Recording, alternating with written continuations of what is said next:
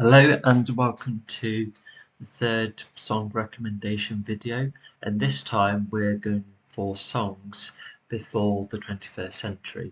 So last time we were going through songs that maybe existed during the 21st century so far, and this time we're going to go for songs that came from the past and very unlikely that anyone has heard of them. Like, granted, it was, um,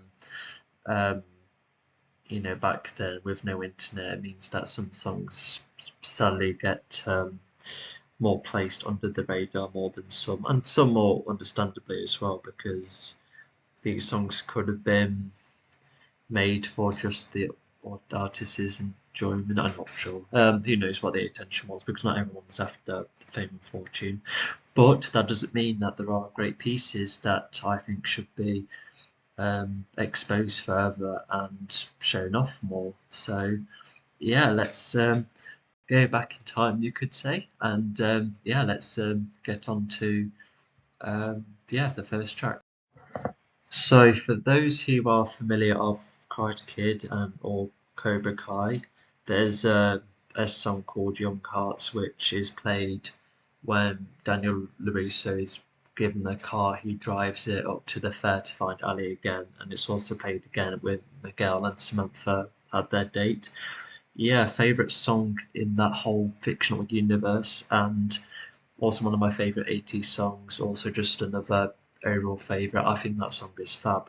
Some people I've spoken to said that it sounds like a song by Haircut 100, just very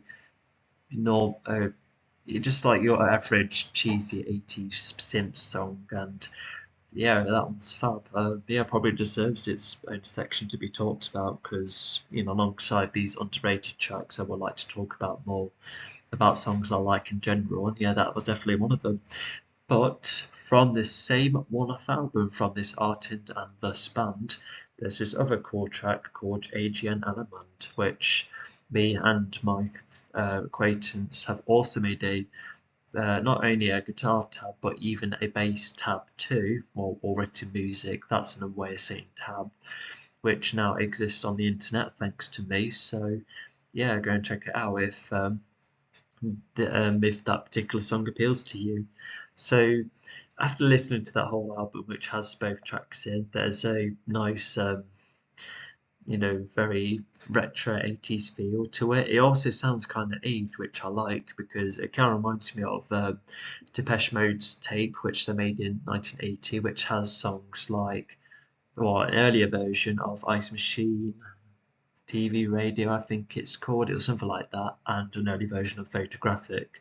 The first and third track, actually no, Photographic made it onto their first album, and Ice Machine was made into a B-side for their first single, Dreaming of Me. But anyway, so that's the kind of style of music that is what this album kind of has. And but yeah, with Adrienne Allemande, it's one of those songs which is so good in its simplicity. Yeah, very good synth, which I think the synth mainly takes place in the intro and the outro. I think has a small role in the chorus, but it's mainly the guitar which it has like the twirly bits during the verses, and then it goes on full strumming during the chorus. And the bass, despite playing some of the same notes, it still adds a nice bit of depth to the track as well. And it's very similar to Young Hearts, where it's quite romantic, but Young Hearts is a bit more, has a bit more substance, a bit more to listen to, which does make Young Hearts a tad better. But I think Adrienne Allemande not only is kind of similar, but I think it still has its own strengths, because I do like when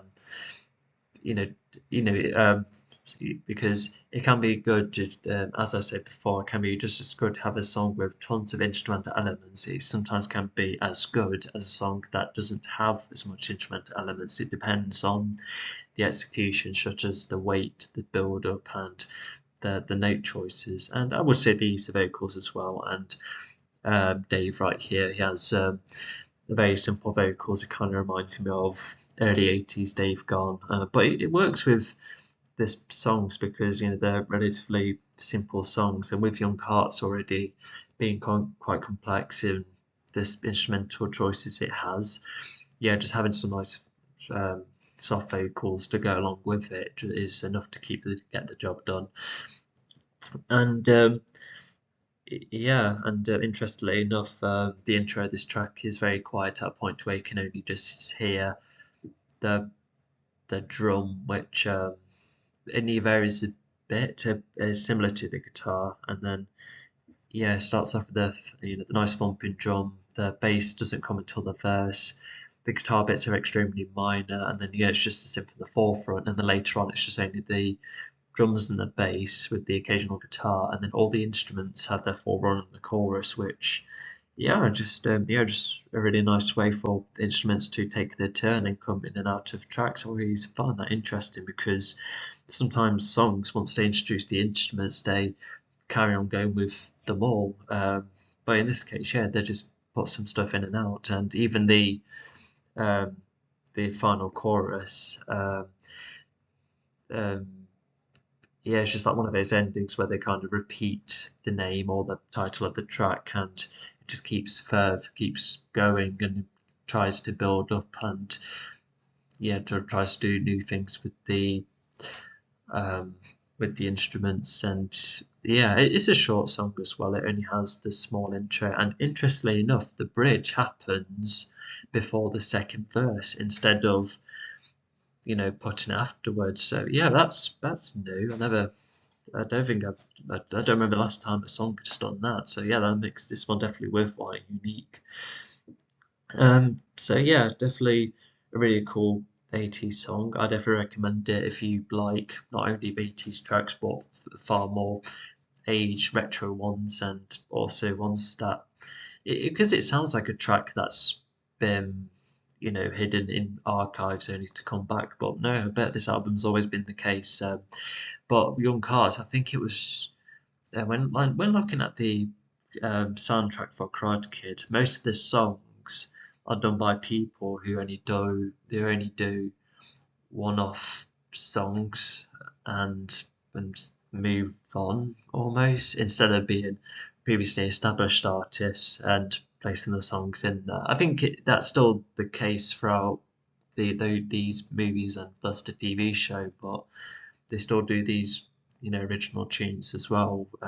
Just often one-hit wonders or one-offs done by arrays of artists. I don't think Young Hearts was. I couldn't really find out what the chart success was because it was just that ingrained into the film, almost treated like a score, which I suppose it's nice, but at least scores are at least can these purchase and find on disc and get a hold of a record probably. Granted, it's more accessible in the future, but it's just an interesting thoughts process. I keep saying granted throughout these videos. I am sorry about that. Anyway, let's move on to the next track. So, despite having quite a small discography, I wish it was the opposite. This band is fantastic. So, if you're trying to think, who is this band? So, the best example for you is that their most famous song, Lakeshore Drive, was played in a small snippet in Guardians of the Galaxy Volume 2. So it was the song they played when they were starting to leave the Gold People's planet, just before Peter and Drax have a small conversation. And despite only playing a small segment, it still captures the charm of the track. And in terms of the film, it talks about the idea of let's go on this nice little road trip, and obviously things go a bit out of whack later on for those who are more familiar with the film, but even then I was just listening to that track today. It's fantastic, some of my favourite piano work ever, and it's like a country western feel to it almost. They almost sound like cowboys singing, and a lot really nice strumming in between. Not to mention, it's some of the fastest piano work Lakeshore Drive has. Oh my goodness, when you listen to after the second and third chorus, oh my god, it goes lightning speed. It's just great stuff. Like, where on earth is that pianist? It's him and the other people in this band. It just makes me wonder why the crew was quite short. It could mean anything, or could be any reason why they decided to discontinue. But at least have a Lakeshore Drive and a whole heap of other. Well, despite being smaller, they still offer a lot of other interesting tracks. But one album track which stood out was this one, and this one does have some of my favourite bass work ever. I really like the bass in this one. It has the kind of bass that goes like.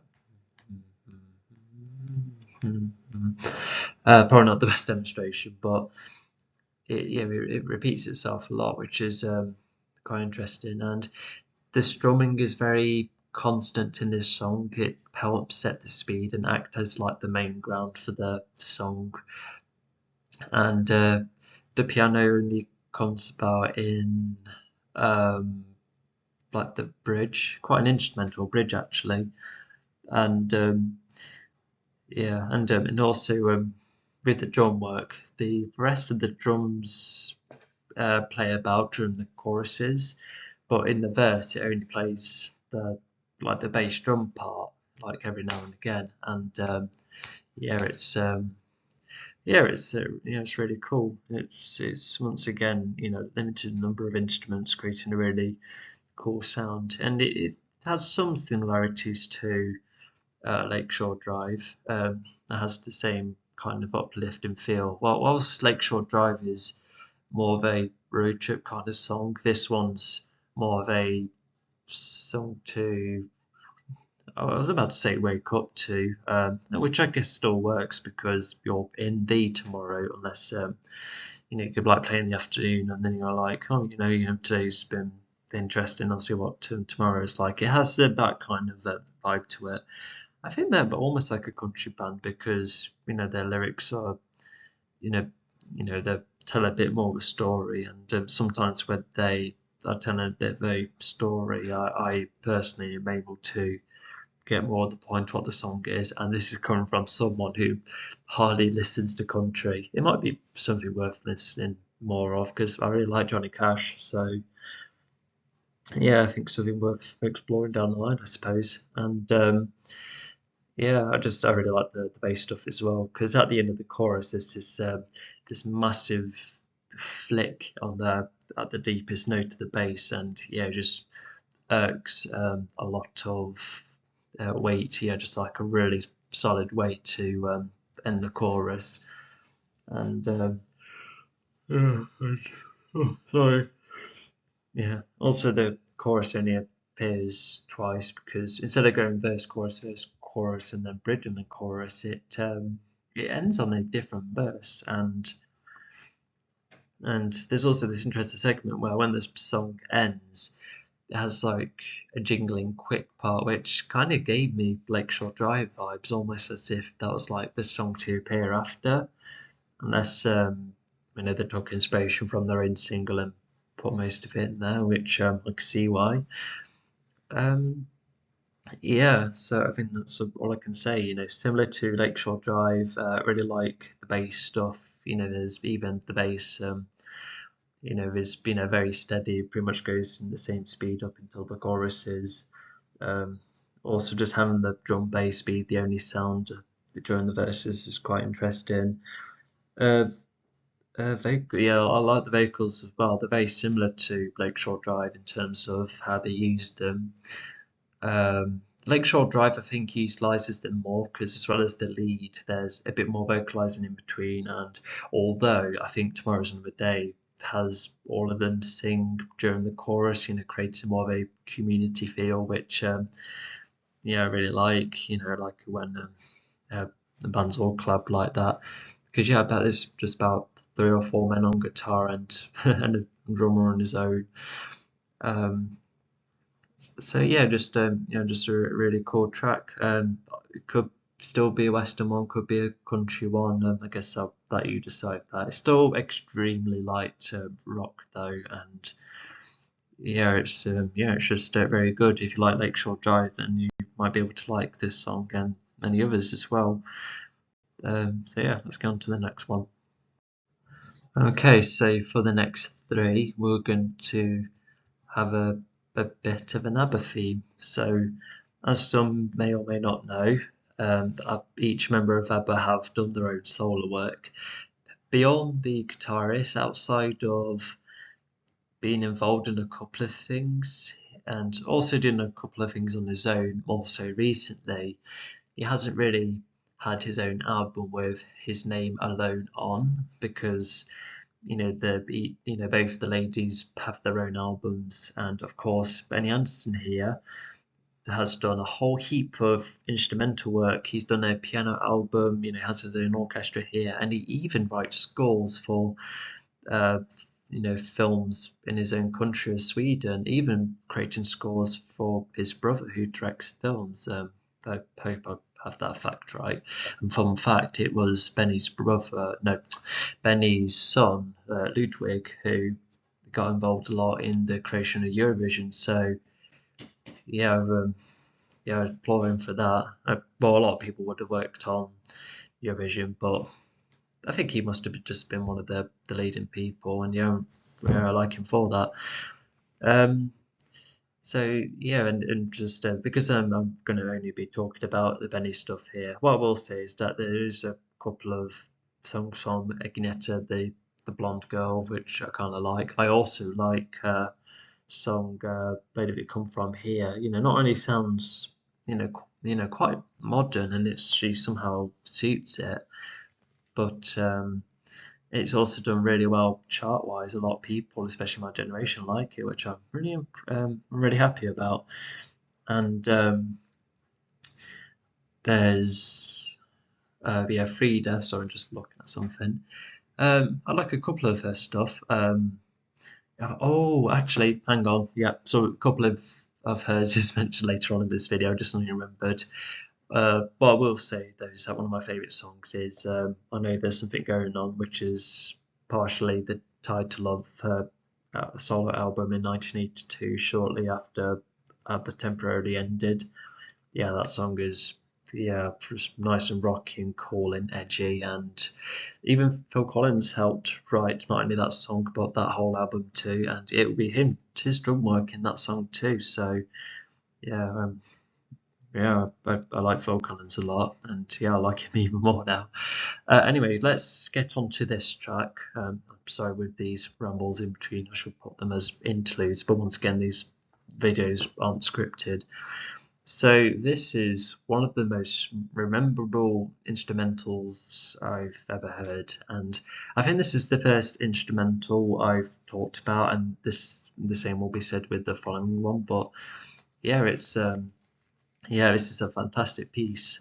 As hinted by the title, it's the Scotland bass track, and once you hear it, there's a memorable tune, and not to mention, me and my acquaintance have also made a guitar tab for this one as well. Being able to, despite hardly having a guitar work, it does have bits of an electric guitar after the main melody, like when it first plays, there's electric guitar afterwards, and then there's overall strumming that's because throughout, and also me and my acquaintance, we wrote the piece to where you can either strum to the main melody alongside everything else, or can do it as individual notes. It would be a bit of a finger twister because it's quick, but it's fantastic. And with his orchestra, it's quite like a smaller orchestra. There's only a couple of people on. As far as I can remember, there's Benny on either piano or accordion. There's a couple of wind instruments, and this song even starts on the tuba as well, which probably my favourite tuba beginning of a song, if not my favourite tuba thing ever. I've hardly listened to one on its own in a song, so hearing one here is rather cool. but yeah, it's such a memorable melody. And because him and Bjorn worked on a new circus themed musical recently, they reused the melody of this song for one of their musical tracks, and they make it still sound different to almost fit like the rest of the musical, with the whole quirky circus feel, and also just with like the advertising work being purple, it's matching that kind of cool vibe of that musical. And it's a lot of memorable moments in the song. It pretty much has a very similar course, with both of them, with all of it sounding the same, except that the second verse has additional harmonies from the rest in the band, which sounds rather cool. And then you have additional is it like kind of a accordion or wind instruments on top of it, to add a bit more flavour to the second verse compared to the first one. And not to mention, after there's like a small bridge in the middle of this song. Small bridge at the end of the first chorus. Hang on. Chorus, verse, chorus, and then then it gets to like then it sounds different. Hence why I'm calling it a bridge. But before it goes back onto the main melody, there's a quick, a bit like the piano thing at the start of Dancing Queen, or in Don't Shut Me Down, when after the end of the intro and after the end of the verse chorus, he slides along the piano. He does that a bit with either his piano or the accordion, and the reason I say that is because it's a bit more of a muted sound despite the streaking going along. So I just like that as an Easter egg, because what's really interesting about ABBA is that whether it's in their group or on their own, you can connect every track to another track in some way, shape, or form. So there's a Dancing Queen reference, which is nice. I think that one's just done on the accordion on itself, and I think it's probably just played by Benny, unless Benny has the piano and someone else has the accordion. Who knows? I hope I'm using the right instrument. Accordion is where you go forward and back like a spring, with a piano on the right. Benny is shown to play one of those at the end of Like All Friends Do, near the end of the 1979 live tour, more specifically the Wembley one that was actually filmed. I think that's all I have to say. Definitely a catchy instrumental tune. It'll make you feel good. Very interesting, considering it's coming from the pianists of ABBA, and it's just Benny has been inspired by many orchestral people. It kind of reminds me of John Williams, because he too says that he's inspired by the likes of like Beethoven and many more, and that's why both John Williams and Benny are able to come up with such memorable riffs that we can still listen to and enjoy. And by the way, for those who don't know who John Williams is, he wrote the Star Wars theme, the Indiana Jones theme, the E.T. theme, the Jurassic Park theme, the Harry Potter theme, many more. I think it just means, so whatever artist likes like orchestral music apparently can write really good music themselves. Apparently that's like a secret weapon you can have. I'm glad that Benny's doing what he likes to do. I can't believe this is the same guy who helped to create some of the best pop music ever. And going from this in the 90s and 2000s, then work on Voyage, which is modern and old pop at the same time. It just amazes me. And thank you for this great instrumental. I nearly said thank you for the music, and then can't really say the start of that without thinking of that song. Speaking of which, he did a piano version of that song. Really nice melody of that song. I think he did it for The Day Before You Came as well, on his recent piano only album.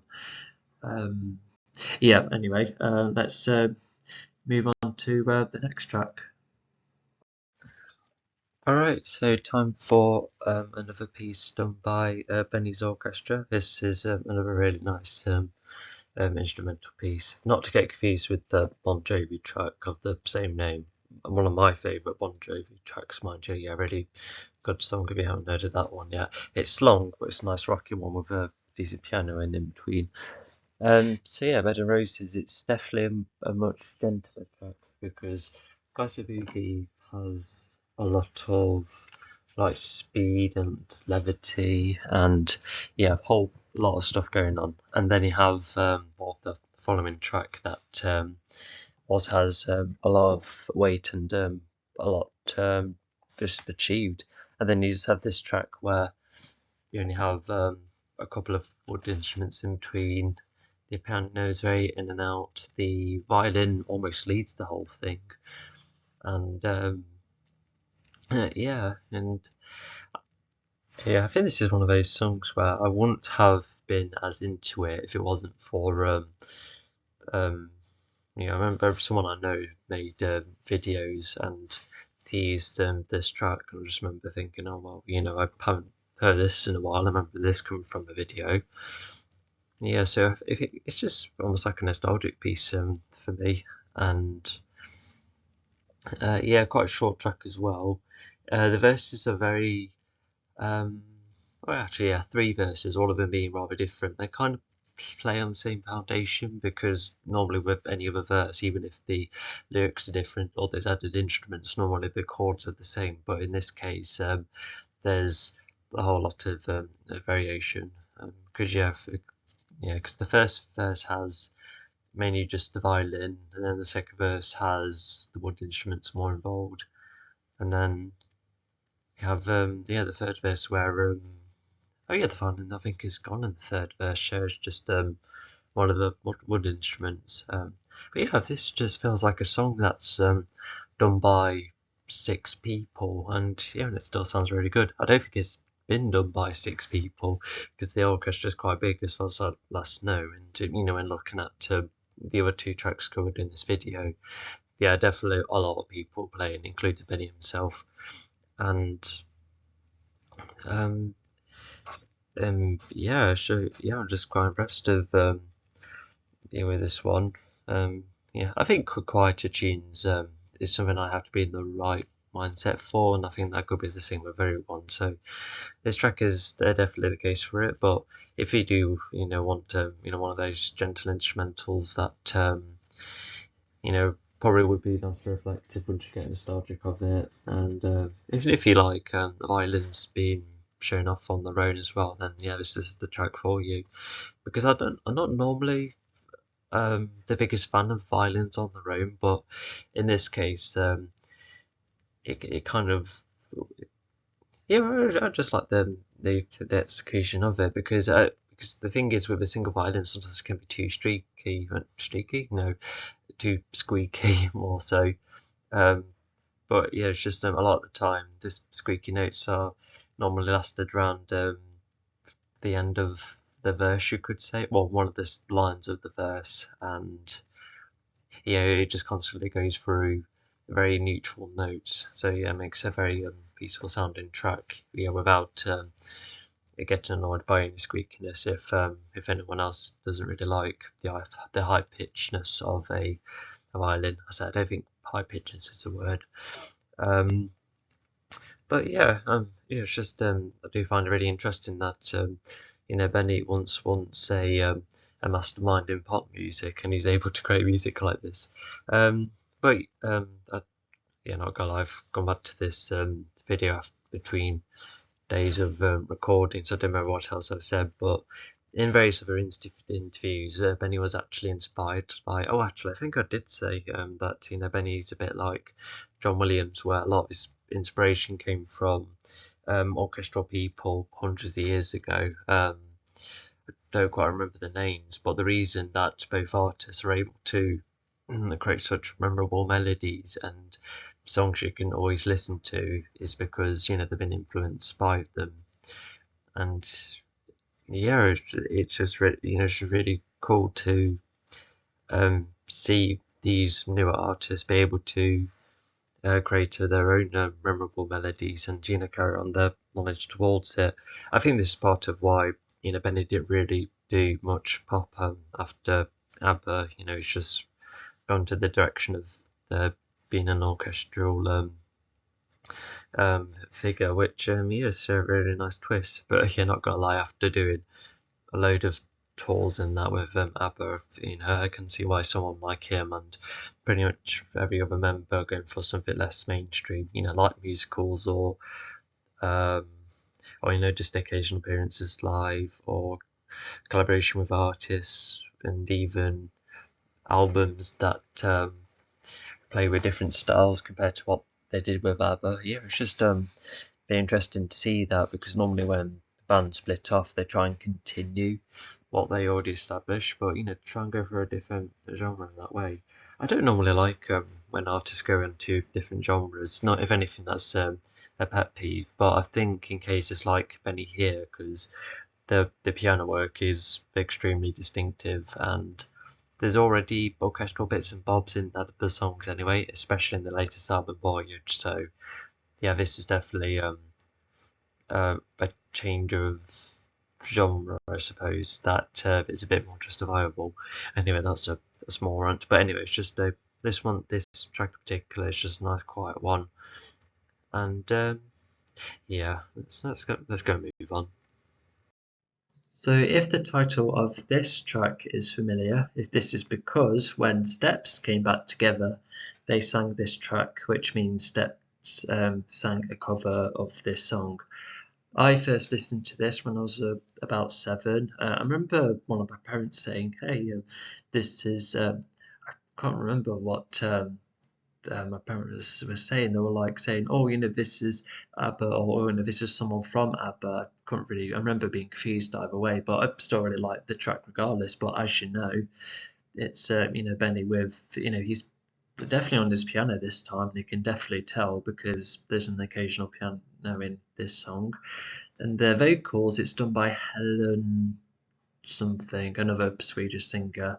Someone who actually sounds very similar to Frida or Agneta. It's almost like one of those songs where I think it would have worked with either of those singers, because for those who may or may not know, Benny Andersson, Beyond, who also is from ABBA, alongside Tim Rice, they wrote the musical Chess, and part of Chess was Was He Good, Wasn't He Good song with Barbara Dixon, and then it was later covered by two of the Spice Girls, Emma and Mel C.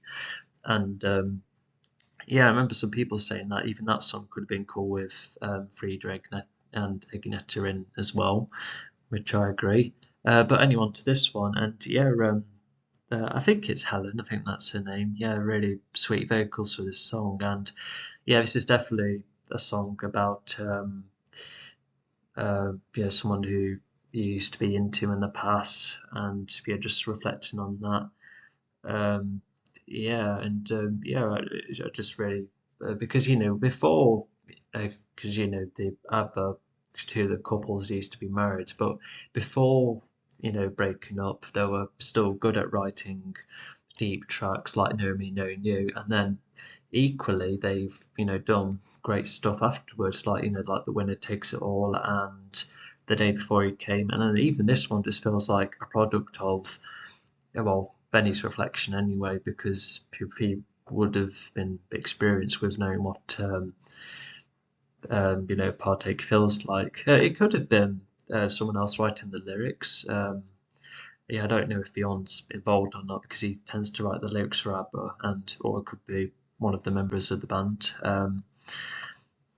But regardless, despite being a bit more of a natural sounding song, it's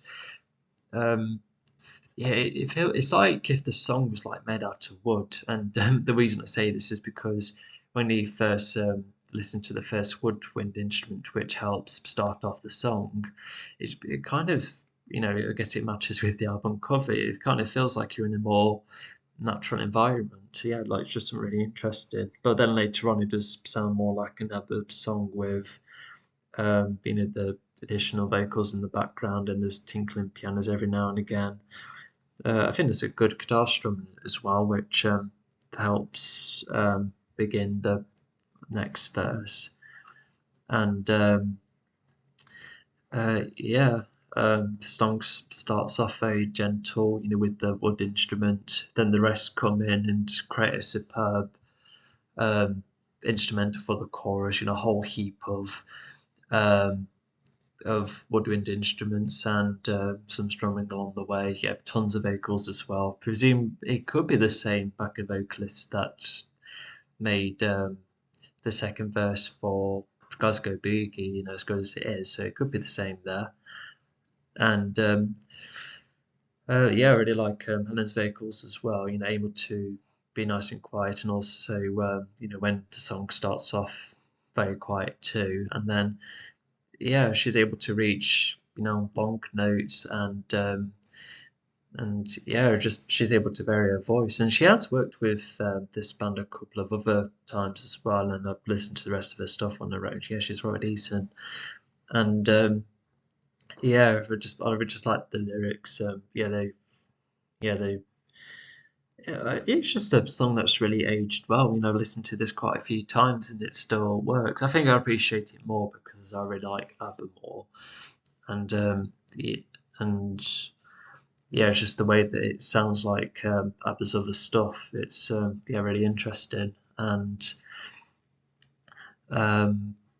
it's just the lyrics are very well done as well. And I don't normally like fan-made videos, but I remember, I think it's still there, where someone got hold of snippets of the Knowing Me, Knowing You music video, and even the Day Before You Came music video. And I just remember the editing with those clips and more. And I just remember thinking that actually works rather well, and it just goes to show how much it sounds very like an ABBA track.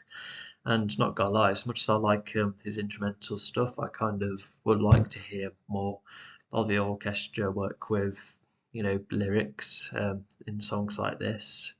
And I've heard there's new stuff coming from this orchestra and Benny as well, after an exciting route with Voyage. So maybe more of those songs will come about. It'll be extremely interesting. I think I've just concluded a little bit. I just really like the lyrics as well. They're just nice and deep and touching and quite strong as well. They're definitely reflective of the kind of strong emotions you would have after being with someone for so long and then parting away from them for so long. Hence the title. It just feels like a narrative of itself, and thanks to additional vocals and bit more instrumentation, if that's a word, sorry, in the final chorus, it just makes it extra strong. And I like the bridge as well. That's where the piano shows off a bit more, and a bit more stronger vocals, and also go kind of quiet. And it's also like a bass instrument in there. I think it's like one of the woodwind instruments. There's like a like in underneath as well, which is pretty much the bass's equivalent for this song. And it sounds really cool. And I think looking back on it, because I've even ranked like an all-time favorite song list I've made once, and I think I'll showcase in the future. I think this is in my top 100, if not top 50. I think the song is that good. It's an album that we definitely have the physical copy of, and it's good stuff. That ends the Benny Andersson trilogy. And not to mention, I was kind of pleased where there's a ABBA channel called Bobby's Brother, who I really like a lot. I'm currently watching the entirety of his videos because I'm that much of an ABBA fan, and he said that this is one of his favourite Benny Andersson pieces, which I'm like, yes. Which I'm kind of pleased. He definitely has a good taste. He has a lot of attention to detail, especially with all of these ABBA songs and the connections between them. And if you're a massive ABBA fan, I definitely recommend his channel because he does location tours, a lot of history about each of the members, their past careers, what else they've done, the past bands they were with, what they were like afterwards. There's a whole heap of stuff, but my favourite parts are the Voyage videos where he just goes more in depth, and then he uses Dolby Atmos to explore different layers of the Voyage tracks, and both Don't Shut Me Down and Keep an Eye on Dan, I think, have the most, and the not only the most amount of background stuff to listen to, which shows how much layered those songs are, but yeah, most interesting and has the most of. So yeah, it's just really been cool stuff. Anyway, that's just a quick advertisement. I think I'll put his link as well. Let's give him more subscribers. He's the nicest man ever, as far as I can tell. Yeah, when I said tours, yeah, he knows where a lot of the studios are and also where a lot of the music videos are played. So yeah, that's interesting. I don't know how else you can find that kind of information. It's fab. Yeah, anyway, let's move on. Yeah. So even if the song might have not come about, sorry, let me start that again. Yeah, so it's either 2000s or still in the 90s, not sure, but I think it is still in the 2000s. But this band, as we all know, was very popular in the 90s, so that's why I kind of put in this category, because it does sound like a song that still comes from the 90s, because like when I've listened to recent Backstreet Boys material, there's a bit more poppy elements to it, and you can tell that's more modern. But this one has a bit more a timeless feel, because it has its own unique piano melody, which can be heard in songs like Drowning and even Songs You Love Me, you know, when they have their iconic piano melodies that kind of act as like the ground of their songs, even with other elements coming about. This, however, this does have this piano to be a bit more in the forefront. Yeah, not much going on until the choruses, where they have some guitar workers and drumming as well, and even the guitar strumming. In a way, you only can just hear the sound but not the strumming. So it's not a sharp guitar sound, but normally with pop songs, you just need that guitar sound to make it more powerful. Even the drum, as far as I can remember, is quite powerful too. But yeah, as mentioned during the verses, it's quite reliant on the vocals of all of those singers. And not to mention, is there 5 members? I thought in one of their more recent albums, they were 5, unless one of them temporarily left. Okay. Yeah, there must be some history of the band I'm not sure about. But yeah, it is just nice to yeah, I like the vocals of each one. I can't even remember who sounds like who, despite not knowing the names of any of them, which I like, because when you listen to bands like One Direction or The Wanted, who sang, who sings what, and yeah, it's just nice to know who's singing it, how they work with the instrumentals that go along, with their vocals. Sorry, I think I've muddled that line, but you kind of get the point. Despite being different vocals, they work with the lines or the choruses they're given, and I think the song's about getting that feeling again, which I could be wrong, just because the start of the chorus sings about feeling the rain again. So does that mean like the story's about being isolated, only to needing to go out and about again after a rough time? I feel like I'll need to listen to the song a bit more lyric wise. But yeah, it is just nice and straightforward. Even the bridge, I first can remember, is wait, no, hang on. The bridge ends quite quietly, but after the climax and chorus, the second part, it kind of maintains, and then it slowly goes quiet after one of them has a longer note, which is quite a cool way to create the climax for its bridge, and then doing the chorus once more, and then it just slowly quiets down with some minor vocalizing and the piano melody coming about again. So yeah, it's just one I really like. It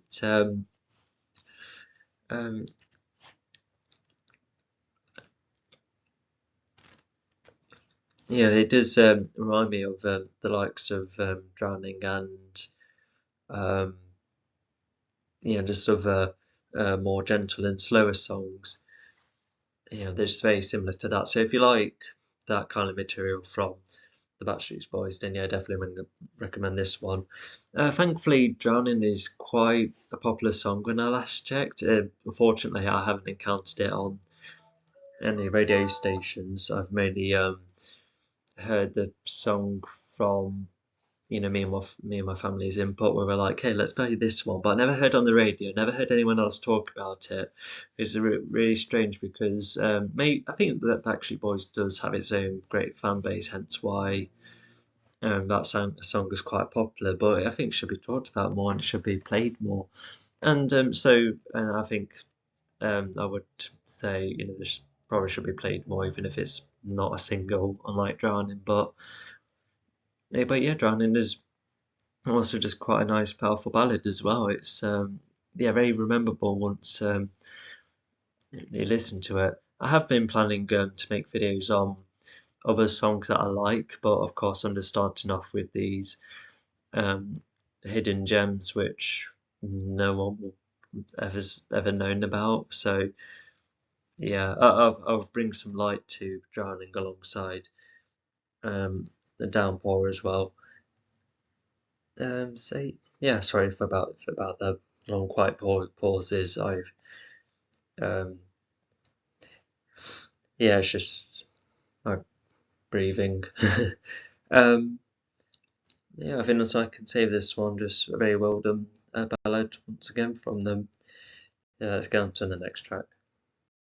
Alright, so I'm not the most familiar what the popularity with this song is compared to the others on on this list, because the other songs, like the first one where judging from the views on YouTube, I can definitely tell no hardly anyone has heard about this track. But with this case, I think it's still vaguely under the radar, which I do find interesting because if you're familiar with Vangelis or trying to remember who he was, he's the person who did the Chariots of Fire soundtrack, which you all know is fantastic. And yeah, he did this collaboration with whoever this John is, and they've done a couple of pieces of work together, and yeah, this is definitely the best collaboration, definitely the most successful one and the most popular one, despite not many people knowing about it. But yeah, this is a very emotional track to me, very nostalgic as well. And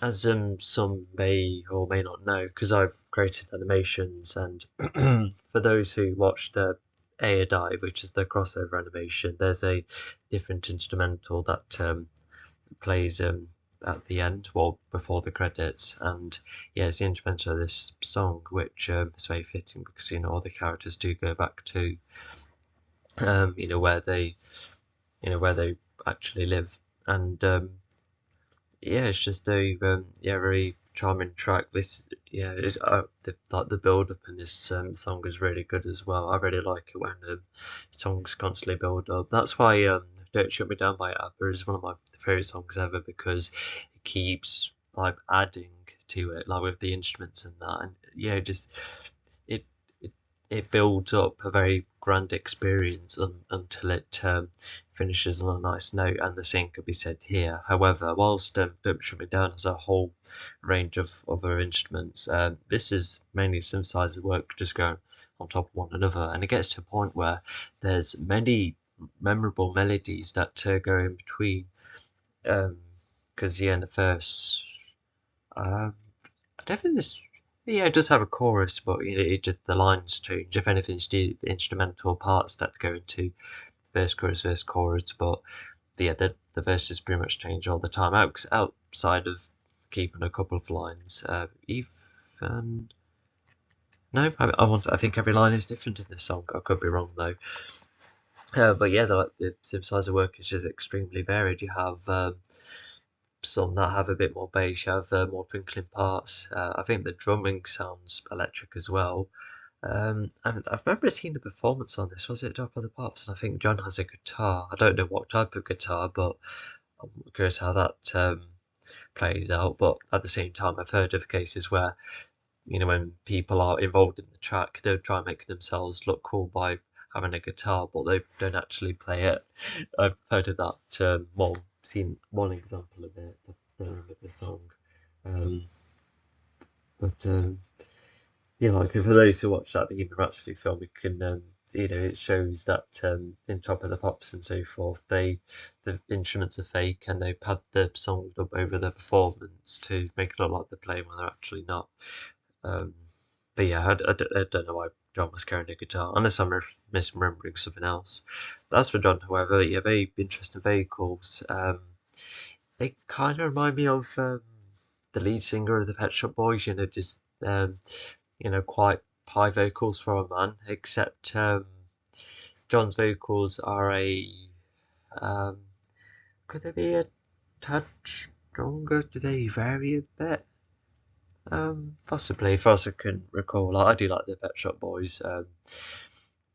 But yeah, if I can remember with the Pet Shop Boys' tracks, outside of a couple of longer notes, I think the lead does keep his vocals mostly the same, especially with going for the approach of the instrumental parts taking more the forefront. But yeah, with John's vocals, however, because of the music, being very grand in that, I think John's gone for the approach of trying to match the power of the instrumentals, which I sometimes have issue with, but in this case, because I really like the vocals and the instrumentals parts are already very well executed. We do with the choice of notes and the constant new melodies and the build up and that. It's justified in my own standard anyway.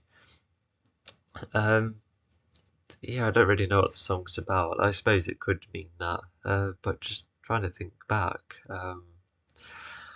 It's about. Is it about moving on or making your way back after a huge experience? It could even be a romantic song. But yeah, that part I'm not too sure about.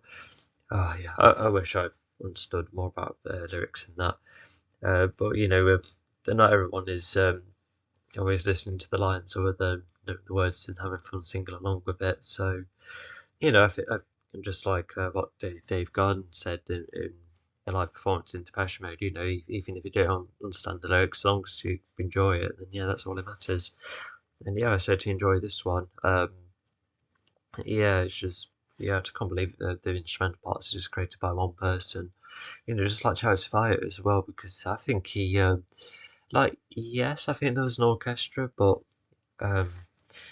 yeah, the way he assisted with that was very well done, and he's probably done the entirety of the synthesizer work in this track as well, which is great because going back to Depeche Mode, one of my favourite bands by the way, because in their older days they did have like 1 to 3 synthesizers each to perform all sorts of bits and bobs, but yeah, in this case I think a lot of it was just past recording, and then he's like, okay, let's play this new sequence, and I think, did they manage to play alongside one another, unless it turns to entirely new melody? I'm not sure, but regardless, it's a very it's a very gorgeous track. There's like an exotic nature in there as well, very echoey, very grand, almost feels like a song in the afterlife as well. And despite the vocals being tad unconventional, they just sound really nice in a way, which is enough to make this song like really stand out, especially in my head anyway. So yeah, an underrated 80s gem. Yeah, I think this was the 80s, a fat one of that. So yeah, let's go on to the next track. Spoiler alert, there's one more Duran Duran track straight after this one. Coming from a more popular album, of course. But yeah, it's just after liking Duran Duran, mainly their 80s stuff, coming from the album Decade, which is essentially all of their 80s pop hits, and then a couple of years later, I decided to listen to the rest of their discography, and I remember liking it, but you can definitely tell that their 80s stuff was definitely them at its best. Plus, the likes of Ordinary World is a very good comeback as well. Yeah, it's known for one of the best comeback songs. But then I kind of this track, and I've thought I've listened to all the best work, and I'm sure they've done other great songs that probably will need to listen to again. But I just remember this one though really sticking out, and you can tell they were impressed with this song because they named similar titles with the whole pop trash theme. And yeah, I'm not sure what came first, the name or the track. The same could be said with other songs with similar title wording and that. But yeah, despite sounding very different and definitely sounds like an older Duran Duran, there's definitely elements which sound very similar to how they were in the past, especially with the distinctive bass work that's in the forefront. A lot of synth work as well that is occasionally quite quirky. But in this song, it has a bit more of a operatic feel, which makes me wonder if an orchestra was involved, unless the keyboard player Nick Rowe just managed to add more layers of synth into the track. And despite, I don't think the other guitarist nor the drummer came back to the band after the Lower Numbers 1986, but regardless, those two elements are really cool as well. The guitar solo for this song, which happens in, I think it's like its own one in the bridge, and then another one that ends the song. The way the guitar sounds, it sounds like a deep zooming car. It's like a very cool sound, and and the way the song is written, instrument wise, it kind of sounds like almost like a Hollywood themed song. Because as well as it sounded like a kind of song you would hear when you arrive to the cinema or like a premiere night, and not to mention the lyrics. It has words like the script is final, which I think the song I think it is still a romantic song, but it's just adding like a premiering movie theme in there, which is rather snazzy and alternative, and I really like the approach. And despite how old he got, this is like more than 10 years later, he still sounds like the Simon Le Bon from the 80s. The way he sings, it's a bit slower and steadier than normal, and there's like a couple of lengthy notes every now and again, especially how the verse ends, and it's not too high, and there's like occasional lower notes in his vocals as well. And also similar to songs like Rio, it has like a sense of glee to it, so it's definitely a feel-good song. And the synth work or the orchestral, it definitely has its own distinct melody, which it's used to start off the track, and then it's used as the bridge, but the bridge version of the melody is a bit more grand, a bit more instruments. It's higher in pitch as well, considering the melody is a tad deeper at first, and even the guitar has it sounds a bit more acoustic when it starts, but then it starts to become more of an electric one, especially when the solos come about, and also in the chorus it has some neat backing vocalists as well. And not to mention the final chorus where it's a bit more different, because in between like one of the lines they go, yeah, it almost sounds like they're the young selves, which is quite nice. It does feel like a kind of song where, despite how far they come and how aged they are, I think they still want to show that we're still ourselves. We sound quite how we like to sound like back in the 80s.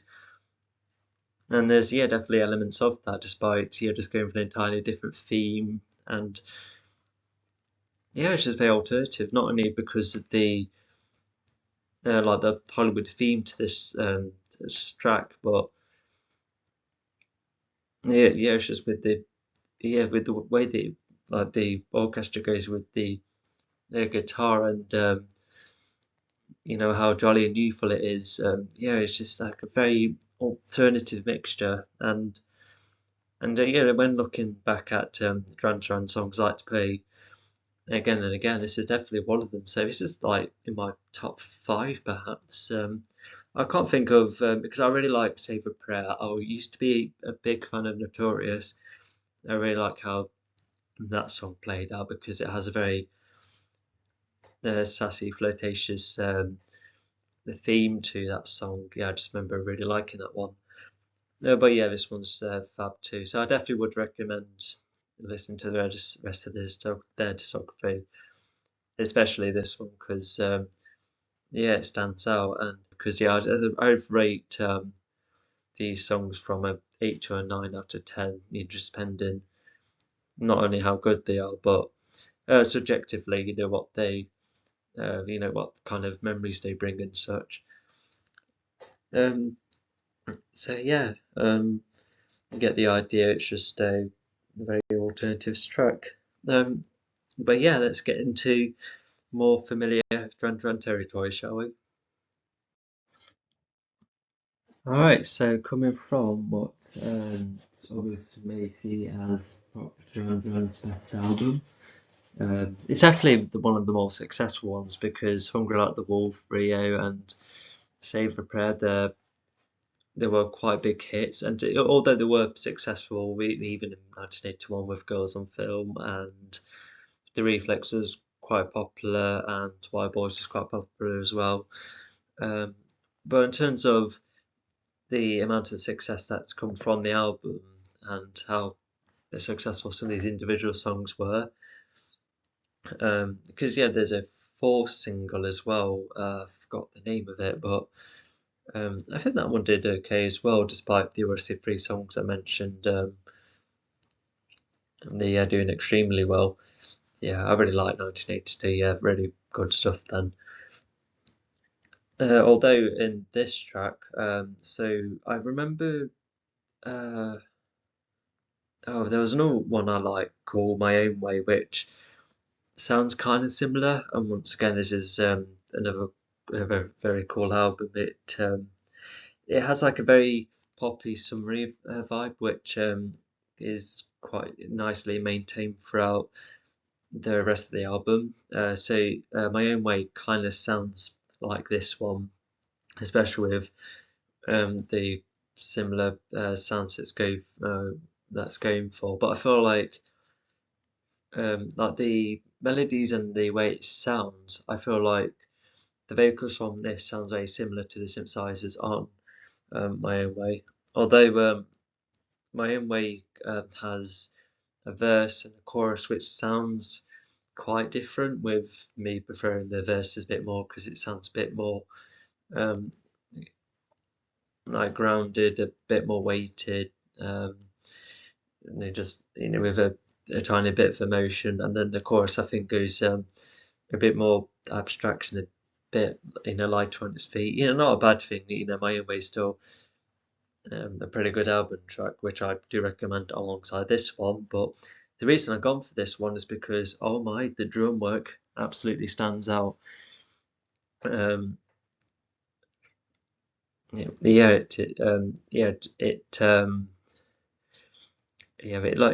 on in the song, there's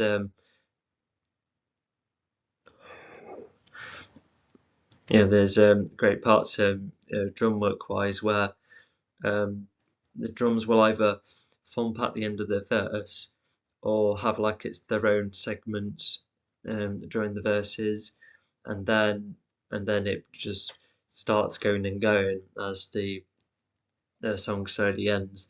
I swear the drummer's also called Roger Taylor, who shares the same name as the Queen band. And but yeah, like when listening to other Duran Duran songs, their drum work is always quite thumpy. Well, in its early days anyway, because Duran Duran did go from 5 members to 3 in 1986, with the drummer going as well. And but yeah, like this, like the very constant and loud drum work, it yeah, definitely sells that weather theme, hence By the Rain. And I don't know what the song's about. It's not like a romantic song, or is it about trying to get on, trying to be happy? I'm not sure. But regardless, like even the lyrics, like the way they're sung by Simon Le Bon, it's very uplifting and cheery, which kind of uses in other songs as well. Because yeah, there's a couple of moments where he where he has like a bit of a voice crack, but just like one of those happy voice cracks that happens in between whilst you're speaking. It kind of, well, not that he was speaking, but it's that kind of element I get, which yeah, just it's just used to sell the idea of making the song a bit more fun, and it's kind of similar to the song Rio as well, which is also quite uplifting and fun. And yeah, and in terms of the other instruments, the synth part takes a bit of a backseat because the guitar work is some occasional strumming, which you're just very snappy during the verses, and the bass work is also quite good. I remember doing a song on bass, which was kind of fun. But yeah, I just feel like during the chorus, it's both, well, just Simon, the occasional backing vocalist shouting the name of the song, and then the drum work as well. And yeah, just taking the front. It's just like the start of the show of this song, and I just wonder what else there is to it. But yeah, just yeah, just to conclude, just fits with the rest of the album. Sounds very like its singles. Similar theme. It stands out with the heavy drum work and the weather-like theme, and it has a bit more of a jovial nature, even if that's similar to the Rio song. Drum work takes forefront, and it, yeah, it is just definitely not only a song that stands out from this album or their other discography, but in terms of other songs I've heard with drum work, yeah, it's just very memorable. I kind of wish more songs were like it, to having these heavy drums segments, to like show itself off a bit, because yeah, normally drum work it is just an additional just like a way to add layers in the song, because yeah, like even if the drums are kind of there to help maintain the speed of the song, I still think it should be showing off more, because yeah, they're fab instruments, even if their noises they make is kind of limited, or shall I say notes. Yeah, they do vary. So yeah, I think we'll move on. Just yeah, great track. Definitely needs more appreciation.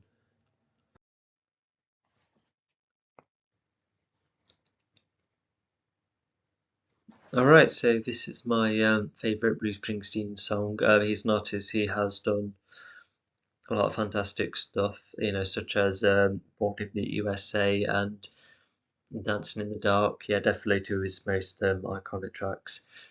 Not to mention his input in USA for Africa as well. Yes, and just generally some nice work for him. Yeah, definitely worthy of being popular in the 80s. Although after going through his discography, I encountered this album track of one of his slightly more recent albums, and yeah, this song is it's very good. It's just immediately you have a song that's just very relaxing, but it's just also powerful and uplifting at the same time, especially as the chorus has just lines like "Oh, don't you worry." It's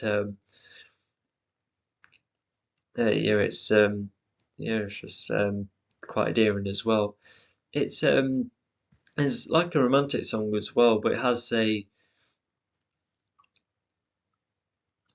slightly grungy, edgy theme to it, because one of my favourite lines was there's a line that finishes the first verse about getting the taste of blood on your tongue, and the way he sings that line, and then it just immediately goes to the chorus, which is like such a feel good chorus. It just really sells like its own romantic theme, and the song also has like a saxophone as well that it helps start the song, and it's like a different saxophone melody.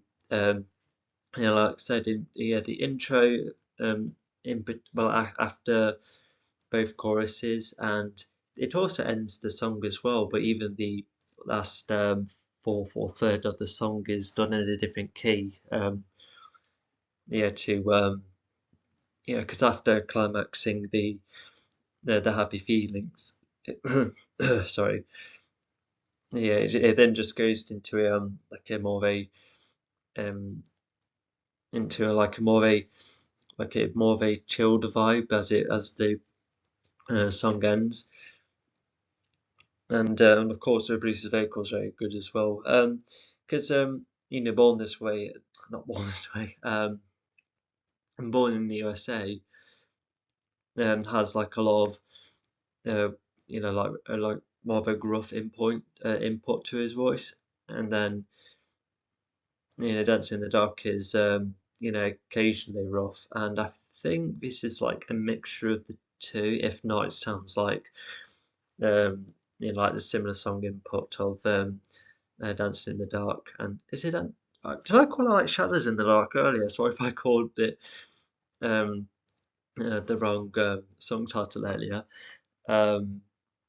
No, but yeah, because considering this is quite a bit after the 80s, well, yeah, it's a bit more mature, therefore it's slightly different, but it still suits this song, and yeah, he's never lost the talent with his vocals, because I just remember I've listened to all sorts of artists that come from the 80s, and the flavour of their voice goes with their age, but yeah, definitely not this guy.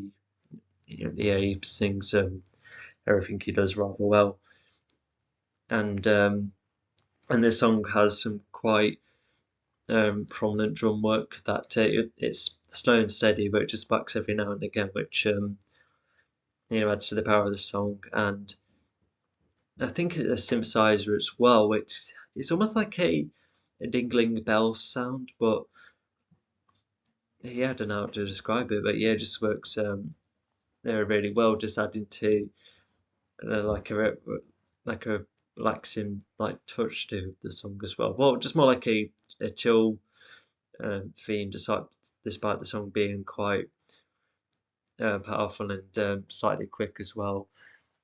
And yeah, and the song also has an approach where the bridge kind of comes in quite soon, and then that's where the saxophone has its own solo. Even the guitar comes in with like its little bit of its own solo, and it's one more verse, one more chorus, and then, like I said, it's the ending of the song in a different key, which makes it sound slightly different compared to the rest of the song. But yeah, I think just the guitar adds more of a background feature, despite the core solo, and I can hear the bass quite well as well. Yeah, the bass guitar, because I really I won't find I won't how to describe it. Yeah, I think sometimes in songs I wished I heard what the bass guitar was like, even if there's other instruments put in the background. But in this song, however, they knew what instruments put in the background, but they still made sure that you could hear the bass guitar, and it definitely is more easy to listen during the bridge. Because during the chorus there's like additional vocals from him, if not other backing singers,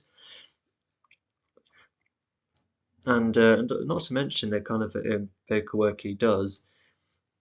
There's like snappy areas as well, like the way he goes from one line to the other, or how he ends the line. It's just a very interesting approach. It definitely makes his song stand out, when considering the other songs, including his popular ones.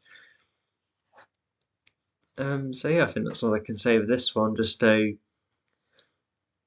my favourite album song that he's written. I really like the saxophone work, considering saxophones aren't my most favourite instruments. I'm more of a guitar, keyboard, piano, drumming kind of person, but yeah, it's just very cool. I like how the bass is in the forefront. I like all the lyrics, especially with the just minor romantic theming, despite how it sounds like a it almost sounds like a 70s song. It's slightly Western as well, actually. Because like the way he writes over his songs, especially Born in the USA, it has like an American feel to it, and it definitely is the case for this track as well. So yeah, like the way it's sort of structured as well, it's just a very good track. So yeah, if you do you like his singles, I definitely recommend this track. With everything it achieves. But yeah, let's move on to the next one. Now this is a very good song. This is done by Uriah Heep, who is known for their best song is called Lady in Black, which was released in the mid to late 70s. And they have quite an extensive career before and after. And when because the only other song I could think of that I like was called That's the Way That It Is, which is quite nice. Although we'll talk about this one because this one's just fab. Because I still enjoy and find a lot to appreciate every time I have kept listening to it. It's almost like one of my anthems of 2023, because it was a big year for me. A lot of changes, and this song it's just more of the feel of the song rather than the lyrics. Because what was this song about? I guess it's like making yourself strong despite being outcasted or isolated. Um, I think so anyway, because the lyrics have lines like, "Oh, can say what you like." It has lyrics similar to that, and not to mention the song kind of does fit with what this cover looks like. Just because the song is it has like a little bit of gloominess in like a gloomy element to it, kind of similar to Lady in Black. Although whilst Lady in Black is mostly an acoustic song that's quite laid back, this is almost like a ballad, and it's not like your average ballad, because normally you have like a vocalist that uses strong notes all the time, but in this case it's the lead who mainly uses like longer notes at the end of each verse, and then um, he uses them more so, especially when the end of the chorus repeats. And but once again, I've got my guitar tab website. It has that tab as well, and how the two two guitars work together is really interesting, because when the song starts, there's some strumming of I think there's still power chords despite requiring three strings, like around like the 10 or 12 notes. Yeah, there's like some steady strumming, and then the other guitar has some chugging throughout, and it's pretty much like as well as what starts off the song. It it partially, I think I think it's pretty much like the main melody, especially with the verse, and it kind of comes back in during the bridge. And mind you, there's two solos in this song as well. There's no, I can argue there could be three, because there's one that's the first one's quite grand after some lyrics are sung, and then immediately gets onto a solo that's more there in the background when the verses, melodies, the drugging and the steady strums, that comes back. And then that second solo becomes a bit more present. And then there's one more solo which is also just as grand, and it's just like a neat way for the song to end. And not to mention, the synthesizer, it's not it's mainly like a background feature, but then it kind of plays on in the forefront, and it helps end the track, and then it goes back to this solo again.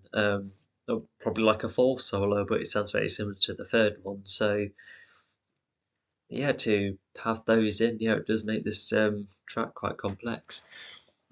And this song was also released in 1998, so quite a bit after the 70s. So it does sound like an aged band, but just like a nice aged. When sometimes when you listen to an older rock band and they release a new song, and you have like that sense of, oh wow, they sound so wise and more mature, and that's the kind of vibe I get. And like one of the best examples of that. And what else do I say? Oh gosh. Let's try to remember if I think that's all I can say about this track. Yeah, it's just a very good feel-good song. It'll pretty much hook you immediately, especially with a smashing cymbal that comes about in the beginning. And the synth work has its own kind of quirkiness to it. And the guy's vocals is very cool as well, quite unique as well. I really like his longer, stronger notes as well. Really add the emotion. Also, very good backing singers too. They mainly come about during the chorus and part of the bridge as well. And just full of solos as well that all sound like the rest of the track. So it's very selective with what notes it wants to use. So definitely a good example of a band, just going strong despite arguably going past its golden age in the 70s. I'm not sure how successful Lady in Black was. I think it was quite successful, but I think all of us will be guessing all sorts of 70s songs before going on to that one, especially rock songs.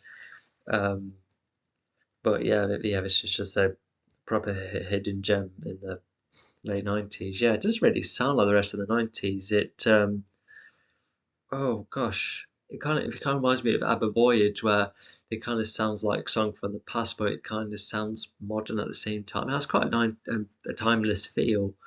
Yeah, because it does really sound like a 90s rock song, because I think a lot of us associate 90s rock, where the grunginess starts coming about and there's more implement with rap, especially with Papa Roach starting in the late 90s as well.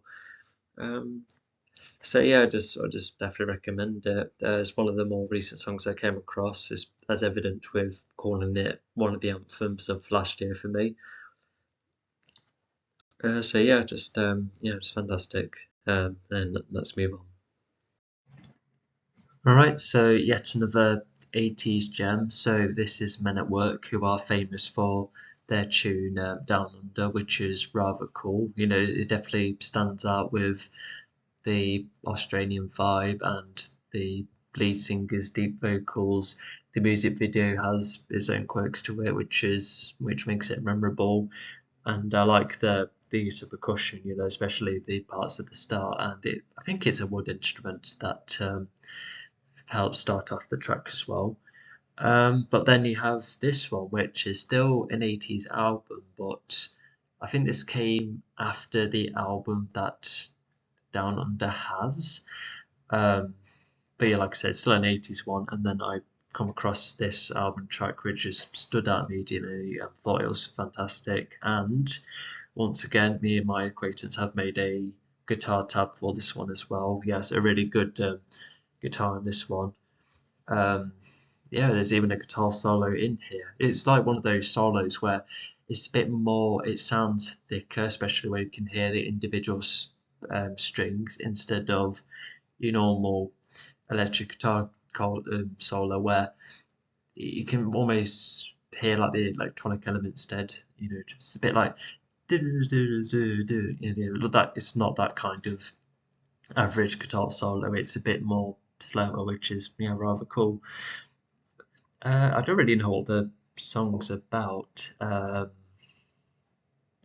No, I can't really seem to think what it means. Yeah, that part I can't help with. But this song is still fantastic. I really like there's a nice synth part of the intro, and the percussion almost sounds like a bit like that. It sounds like it's being done on a lighter percussion instead of a drum until a proper drum comes along. So yeah, just it's funny enough the quickest part of the track, and then it somewhat maintains the speed. But yeah, it is quite rare for a song to start off very quickly only to then take its time a bit more. But what it does very well is build up, and it has a very good chorus, which is strengthened by the timing of the vocals and also these really strong guitar strums. Yeah, it's fantastic stuff. And yeah, the intro part which I described, that comes again in the chorus before the guitar solo comes along. And also there's this melody done by the piano in the verse, which and then the guitar does it instead. And yeah, that I really like, because if you can do a melody that can be sounds is nice, whether it's done on vocals, guitar, or piano, if you can maintain that same streak of notes, yeah, it just goes to show that you have a good sound on your hand. It yeah, just the way they sound so similar. It just kind of reminds me of um, there's a lot of ABBA tracks where they managed to get guitar and piano sounds to sound very alike the vocals, and even harmonies too. And yeah, it's just a really nice attention to detail.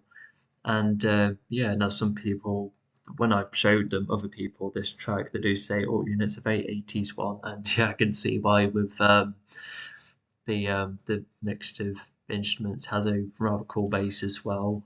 It's not as prominent compared to the keyboard synthesizer and guitar and also the vocals, but it still does well. And I think this does have similar elements to Down Under, where there's like a quirky edge to it, and the lead vocalist, he's more playful with his vocals here, because in the Down Under he's a bit more. They're just I think they're just a tad more serious, despite the happy tone of that song. But in this case, it's yeah, there are just some vocal elements which you don't hear from Down Under, and I would say both songs are equally as good. Because despite this one being my favourite Man at Work track, I think Down Under is still fab, but I think this is fab too, and I think this should have been the single as well. But who knows if they were still popular with this following album coming about. And it does have that exotic Australian-like feel which Down Under has as well.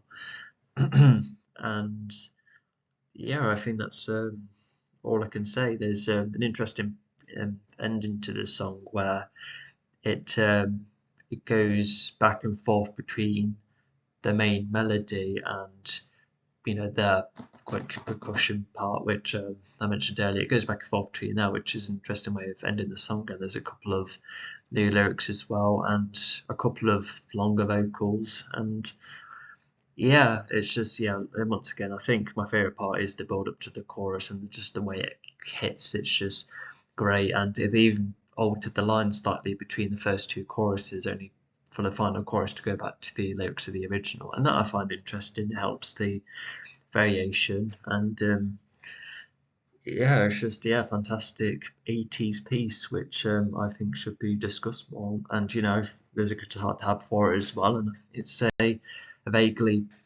simple track. The solo, despite being slower, is also very nice too. I think that's all I can say for this one. So good job, man, at work. I can tell you probably on this track as well. Let's move on. Alright, so I'm not sure if I've released my Recordings commentary yet, the first, and so far only film commentary that I made to really talk about why I think that film is fantastic. And one out of many reasons why I like this is because the film starts off with this song. And after watching it loads of times, I just remember thinking, oh, you know what, I like this tune, and I finally found it, and it's just another very happy track, because in the Cool Runnings film, as the starting track, it's a song about no worries about if something doesn't go your way. I think that's the kind of thing it goes for. Definitely it's useful in the film, but it's just also a nice thing in its song as well. I'm almost tempted to call it a reggae song, but when I think of reggae, I always think of the steady rhythm, like in Bob Marley's One Love, or even Three Little Birds, that steady reggae rhythm. Because I feel like this is reggae themed, but it definitely doesn't have that rhythm. It's quite quick on its feet, and and it has like a happy playfulness to it. Because the way the song begins, it has some cool guitar work, and then there's some synth work which it helps add to the background, and then there's additional elements like the backing vocalists, which really adds to that cool Jamaican flavour, and there's even the steel pan that comes in every now and again, which that mainly comes in out of the verses, and even the bridge as well. It's quite a lengthy bridge as well, because it mixes between some like some trumpet work, then it goes to the steel pan, and it kind of just goes back and forward. And there's even the guitar in this as well, an electric one, which you don't hear a lot of, but I do remember like a cool slide it does during the bridge as well, which I think suits the film more, because that the film score written by Hans Zimmer, by the way, definitely I think one of the best scores ever. That has a guitar as well. Just nothing to link about with this song. I don't know how much I'll talk about the song in the commentary. Definitely not long though. And I remember listening to their whole discography, and there's another song I liked called "Souvenir from Jamaica," which is that one's a bit more steady, and the vocals are a bit more deeper. The song's overall a bit lower. The trumpet work's still there. Far less instruments compared to this track. I think like this track is like layered with all sorts of instruments. I think this is like a 70s song as well. I could be wrong, because I think the song was just that timeless. To play this in a 90s film. It's just just a very good choice. I like Coolings have played this song, but unfortunately both this song and the film is not really talked about in terms of the internet anyway. And uh, yeah, the only thing I think of is that during the chorus as well is just it's just very nice, endearing lyrics throughout, and yeah, there's some like some cool backing vocalist that sings alongside the lead, and then there's some occasional harmony parts in between as well. And the background vocalist that occurs at the introduction kind of starts off the bridge as well, like creating another build up, and to add like a small bit of eeriness, just almost like a break from the happiness before it builds itself up again. So yeah, whilst I would definitely like to hear more Jamaican music, yeah, it's my favourite Jamaican song. Bob Marley's, of course, yeah, very good, and there's also other songs like I want to call the song Joanna, which could still be the same name as there's the Kool and the Gang's song called Joanna. That's the song that's been turned into a meme. But yeah, there's another song called, oh, is it called Joanna Live It Up? Or something like that. Yeah, you probably might know what I mean. And there's another song called La La La Long, which is sung by, oh, In a Circle. Yes, that too is also a rather good Jamaican theme song, or at least like a cool Caribbean theme song. Yeah, it's just definitely a genre I would like to listen to more of, because although I tell you about similarities, Wyclef Jean's very good. I don't know his background, but he's very cool, especially in the Shakira song. And there's Fuse ODG, he's African, I think. Yeah, his song and music is fab as well. He's one of my favorite modern artists. Yeah, just the way he integrates, um, like he creates a cool African sound despite how electronic the song is. Um, yeah, and the way he uses their vocals as well. Yeah, it's just some really good stuff. I just want to listen to more of yeah, that kind of music. Wherever it's from. Caribbean, Africa, South America. Yeah, you name it. Yeah, definitely worth listening to more of. Yeah, yeah, watch Cool Runnings, by the way. Yeah, let's move on. And also you can watch the commentary as well. I probably would advise you to watch the film before my commentary, but yeah, it's up to you. Anyway, let's go on to the next song. So, if it wasn't for Avengers Infinity War playing the most famous song, I wouldn't have gone into this band in the first place. So, what they played in Infinity War was Rubber Man Man, which definitely came from the 70s. It's not part of this album, but still a fab song. And then I also like the other ones, like I'll Be Around, which is also rather famous and a nice chill track. And I also really like um, Then Came You, where they sing with Diane Warwick. Yeah, very cool track. I've heard that on the radio. And yeah, there's a couple of others as well, especially from this album, which has songs like Mighty Love, which is the name of this album.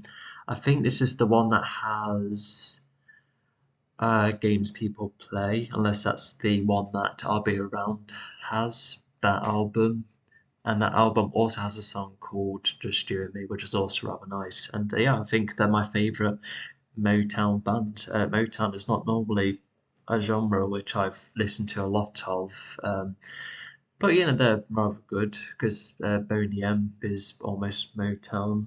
Um, I, yeah, unless I put them in the wrong genre. But yeah, it's an interesting style because there's orchestral parts and a wide collection of of brass instruments. And despite not being as into trumpets and saxophones as much as other people, I still when they're done well in songs alike, they do well. But in this track, they do have a small role.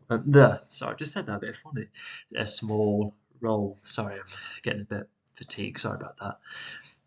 But yeah, I think. Oh yeah, by the way, sometimes they're called the Detroit Spinners. That's something I've heard. And not to mention, this is the band that's also swapped their singers many times. And I know the vocalist of the name of one of the vocalists. He's called Bobby Smith, who sings this track, Even, Then Came You, and Rubber Band Man. Yeah, I really like him. His vocals. I think he's probably one of the best Motown singers. I really like the cool sassiness in his voice. And but yeah, he does really well here. So since I've been gone, as you can probably tell, it's sounds like an aftermath of a breakup, and there's other interesting lyrics, like having like a sense of wonder of, oh, this person I was once with, is she now with another person now?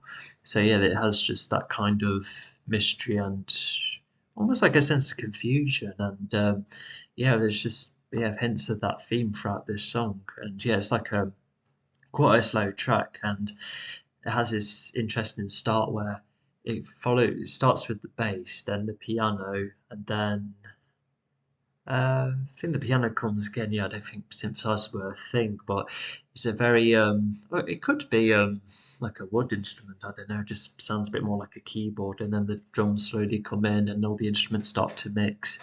Then the orchestra parts come along, and then the backing vocalists start to come along, and then Bobby starts singing. So yeah, that's quite a lot of elements to start off a song. It's probably like a solid minute, but it's worth it. It helps establish what the song is like, and from the chorus you can probably tell what the theme is in that. And yeah, the verse parts are really good, because in when you listen to Rubber Band Man, the way Bobby Smith, forgive me if I got the wrong lead vocalist, but it is still the same guy, does Rubber Band Man and Then Came You. Yeah, it's just that the way the arranging his vocals, and because he does well with longer vocals, sometimes he can sing quickly, and then he's just, when his vocals are just at his just at the most simple, just singing normally without not too slow, not too fast, not too not adding any longer notes to any of many of the parts of the song. Yeah, he does really well, and yeah, and not only does have like bits of variation, because there's like a couple of instances where he goes for longer notes, and there's one instance where he increases the sassiness of his voice at one point in the second verse, and then during the end of the song he has this fast singing part which almost sounds like a rap, and yeah, it's so good, and it's easy to listen to as well, because sometimes when you sing quickly you're like, what did he say again? But in this time you can hear what the words are, and yeah, and I really like the backing vocalist as well. It's almost gospel, but gospel tends to be quite grand and almost like a musical, but in this case they help add to the depth of the song, and yeah, and I don't the spinners don't normally I think maybe they do. It's been a while since I've listened to their discography entirely, but there's normally just one specific singer that takes in charge, and then the rest join in whenever. The same can be said with another famous track, which is I've been working my way back to you. That's done by another singer instead of Bobby Smith, and yeah, I like him as well. But yeah, sorry, I just put myself in a bit of a corner. But yeah, I think that's what I can say about this song. So the orchestral bits are every now and again. There's the other instruments which help with this somber mood. It's kind of it's an overall slow song that does have like quicker parts in, especially when it gets a bit quicker at the end where they bloop the chorus, and I think I think the backing vocalists do quicken a bit, so do the instruments, and of course Bobby's goes for quicker parts with the lines, and yeah, they're just fantastic. Most Motown tracks tend to sound like Earth, Wind and Fire's September, and also Working My Way Back to You, where they're very uplifting and full of vibes and up in the air, just yeah, very out and about. But I think Motown also does the opposite really well, where yeah, this track is just like your normal everyday sad song about not being with someone anymore, and yeah, it's just great, and there's a grand sense of scale as well, and yeah, I think my favorite part is the Bobby's vocals. Despite the other highlights, yeah, it's just really good. It just helps me appreciate this genre more. Yeah, just it's fab stuff. And yeah, without further ado, I guess we'll get on to the next track. Okay, so from the Big O himself, a really cool album track that comes from his last album, an album that I think was completed after he died with the help of Jeff Lynne, I think, who's the lead singer of um, uh, uh, oh my god, what's it called? Electric Light Orchestra, that's it.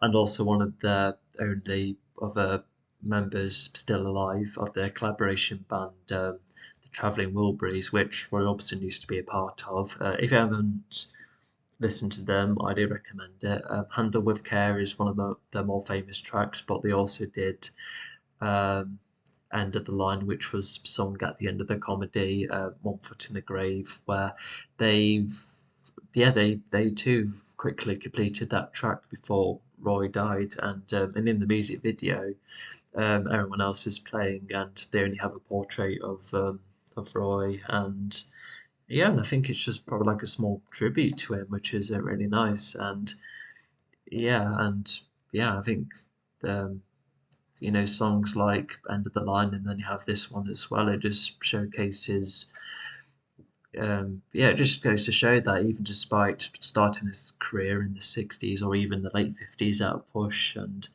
yeah, he continues to do really well. And not to mention, this is my favourite album. I Drove All Night is another one of my favourite tracks ever. And if those who do or do not know, this has three other covers or versions done by other artists. I think Cyndi Lauper was first, then Celine Dion in the 2000s, and then there was another band in the early 2000s that did their version of this song as well. But um, I remember being introduced to this song through Celine Dion's version, has a heavier guitar, a bit more electronic, and obviously with Celine Dion being more of a vocalist, she uses it goes for more of a voice focused bass song, which is cool. But I do like Roy's version the best. It feels like a song that you play at night time. And what also really interested me about I know just quick rant about that song before this because I think it will be relevant. I think what really interested me about I Drove All Night is that it can tell that Roy's vocals got stronger as time went on, a bit like Dave Gahan in Depeche Mode, because when he first listened to Pretty Woman, and outside of being able to perform a couple of like he can perform longer notes, but they just feel a bit more gentle. But with I Drove All Night and also in We'll Take the Night, it just goes for it further. I was like, wow, that is superb. That it's the same guy. It's great. And I do like the music video as well.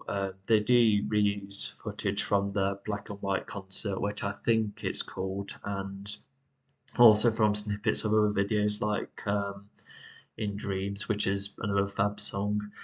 Um, yeah, just another small tribute to him, I suppose. And yeah, and also the music video has actress Jennifer Connelly, who's in Labyrinth and the remake of The Earth Stood Still. It's that lady. Yeah, she does quite well in the music video. I quite like her small role in the music video. Yeah, just emphasising the romance of this song. And yeah, I really like the guitar and the speed in that. But anyway, we're not talking about that song. That I'll probably go more in depth with another time. Let's talk about We'll Take the Night, which does have a couple of cinema elements because um, the guitar wise, because it has a really nice stringy guitar in this track, but in this case, it's more of the piano, the orchestra, and even the saxophone that is more the forefront. And yeah, Roy's vocals are actually a bit more gentle in this track, and he only uses stronger vocals in the bridge, which is a very nice bridge. This almost sounds like a song that comes from a musical almost, because it has that dramatic scale. I'm personally not the biggest musical fan, mainly because in the musical track, sometimes I can't listen to a musical song without watching the film, especially where there's talking segments in between, and then they talk about the food they like to eat, or they go like, "Oh, hey, what's over there?" I'm not the biggest fan of listening to that on their own, and that's partially why I did used to like the Greatest Showman's soundtrack, because they felt like songs that you could definitely listen to with or without the visuals. But anyway, it's just when I listen to Would Hate the Night, it gives me, one of that feel of just like when they watch a musical scene at night, it just kind of gives me that kind of vibe. And I'm, as said earlier, not the biggest fan of saxophones. But if sorry, it's just that I thought I was talking about saxophones when talking about the Spanish track, but no, that was more French horns and trumpets that had a small segments in between. But in this case, it's a saxophone that comes and goes. It helps starts to track. It comes after the chorus, and it goes in and out of not only the last chorus but the bridge too. And it's probably one of my favourite saxophones. It does have a solo of its own at the end of the track, and I remember, thinking, not many cases where I've heard of saxophones, having their own solo, and I think the song definitely has one of them. I do struggle to tell other songs I like which have a good saxophone in, but yeah, just adds like a jazzy element to the song as well, which is rather cool. And as you can tell, it's a slower romantic song, and there's even backing vocalists that they come in at the end of each sentence during the chorus, and then they get more involved in the bridge and they become more prominent, even at a point where they'll probably sing alongside Orbison in this track. And yeah, it does well to capture that feeling of being with someone at night, and it's probably also one of those songs where you can slowly dance to, only to then go into a faster waltz. It gives you that kind of feel.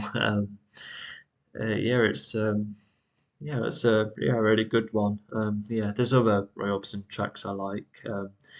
Only the Lonely is really cool. I like Crying, which I didn't know was in this one. Heartbreak Radio is quite a jammy track, and it also has Jeff Lynne as well. So yeah, quite catchy and riffy. Yeah, rather cool. As mentioned, I like In Dreams, and there's another one called It Wasn't Very Long Ago, where Roy uses his deeper vocals quite well. Yeah, I really like that one, and it has a very swift string segments in the background, as in violins and that. Yeah, some really nice stuff. And yeah, this is, I would say this is one of his highlights when going through his career.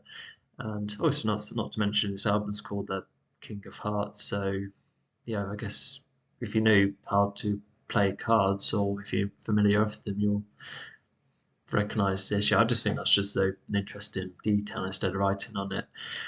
And like I said, just really cool in the scale.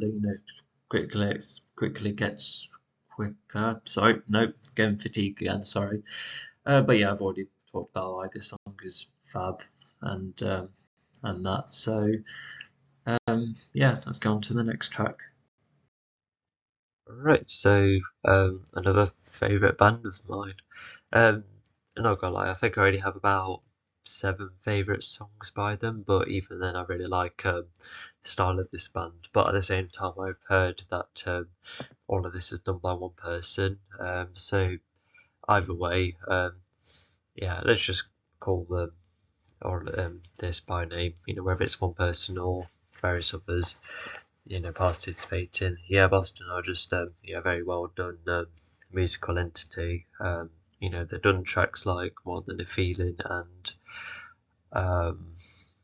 I really like Higher Power. You know, that's not the most popular, but you know, that track is also fab. And oh, Peace of Mind. Yes, that's the other famous song by them. And there was another one called Foreplay / Hard Times, where sorry, yeah, just a really interesting track. Yeah, but the three main ones I think are all part of the album they're a part of, especially More Than a Feeling. Yeah, definitely a very popular album back in the 70s. And this is another album entirely. I don't know what else is in this album aside from this track, which is a proper underrated gem. Yeah, I don't think this is a single like the other ones. I don't even know if Higher Power is a single or not. But regardless, this one definitely is, and this is the one to recommend. But at the same time, the other songs I mentioned by Boston are, you know, fantastic. And yeah, this is a more of a gentle one, because when you like listen to other tracks by Boston, they're very quick and upbeat, and the approach to rock is very snazzy in a way that makes it stand out. And you know, if it's done by one person, then it makes it stand out even more. But You're Living For You, however, is a far more gentle approach, because it has a very soft electric guitar. Once like there's a synthesizer that starts a track, and then in the verses the yeah, like I said, a very nice gentle guitar, which yeah,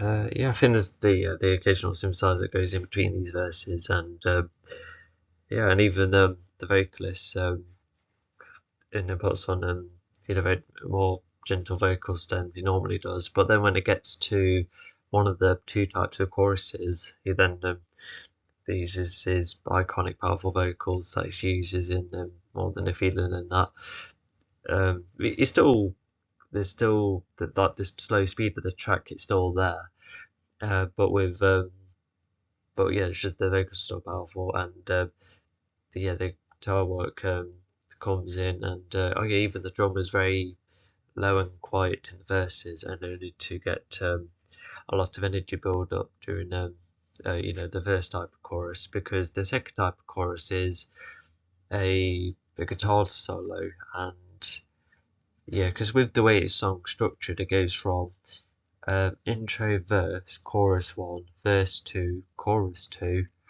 the bridge, and then first chorus, then the second chorus, and then an outro. So yeah, definitely a very interesting approach to yeah, making a song like this. Yeah, like yeah, not many other songs having two choruses. But yeah, if you like Boston, especially the style of rock they do, then yeah, you would definitely like this one, especially if you want sorry, the style of Boston whilst having, you know, just like a slower one than usual. Then yeah, it's definitely the song for you. And yeah, it's definitely like one of those um I don't want to call it dramatic, because I think it just has a lot of weight to it. It's just one of those songs about being without someone, and that I think so anyway. And yeah, it's a song that's not too sad. If anything, it sounds like a kind of song that would suit, you know, like months or years after a breakup, even, where it just feels a bit more neutral, yet um, there's a lot of intense emotions in between, and I think that's the kind of approach this song takes.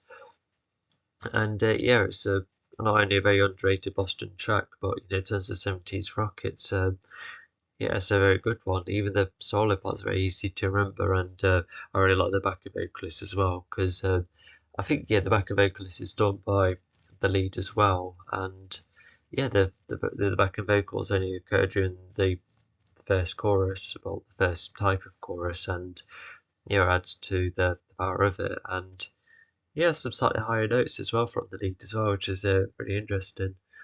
And so yeah, just in case, I'll mention Higher Power as well. That one's a very, I think it's the Goose track. Also has a very iconic guitar melody. There's even a voice changer in between, despite being two types of of Higher Power, two types of versions of the track. There's an extended one and then there's the short one. I personally prefer the shorter one, but yeah, regardless, the voice changing parts come later on. It sounds every extra deep and echoey and really powerful as well, which I really like. And it's just with Higher Power, the verses are, it's just only the synthesizer and the light drum, and then the guitar comes in, and then everything all plays out during the choruses. It's just a really masterful track. Just like this one as well. So I think that's all I'm gonna say about this one. Sorry, ignore that. Sorry. Anyway, let's move on. So whether this video comes before the modern song list or the other way around, anyway, it's just regardless, in the video of modern songs, which I think are underrated, as in in songs from this century compared to this video where it comes from the last century. Speaking of which, I don't think was this the 90s? I don't know, but I'll still put it in this video anyway because it still has a classic artist. It's Frida from ABBA, one of the two singers. So when I mentioned about Benny not being the only ABBA person, we got a couple of songs from Frida which I think are worth mentioning. Another other song I would recommend, definitely one of the best solo singles. It's called Something's Going On, or I Know There's Something Going On, which shares the same title as the 1952 album at the time. Very cool track, assisted by Phil Collins as well, and you can tell with the drum work. So I recommend that one if you like lightly rocky songs with a strong vibe to them. Definitely recommend this one. Proper contrast to this song. So when I was talking about modern songs earlier, because in that video of mine there's one song which only exists as a live performance, and this video has that as well. So I forgot who was working alongside Frida here, because I think, is it the pianist here who's famous and he leads his own orchestra, something like that. And I think this is a special event as well. I think it even takes place during Christmas as well, because when looking at Frida's career, because outside of doing an album every now and again, she has done various live performances, even for shows to help the environment, which is rather nice. And even one concert which Benny and Bjorn, who also come from ABBA, the concerts they once led, gathering a whole load of artists, and even Frida came along as well. That's something I read in a book of mine. Anyway, let's talk about this song specific. So just a really nice soft tune. And very nice soft tune.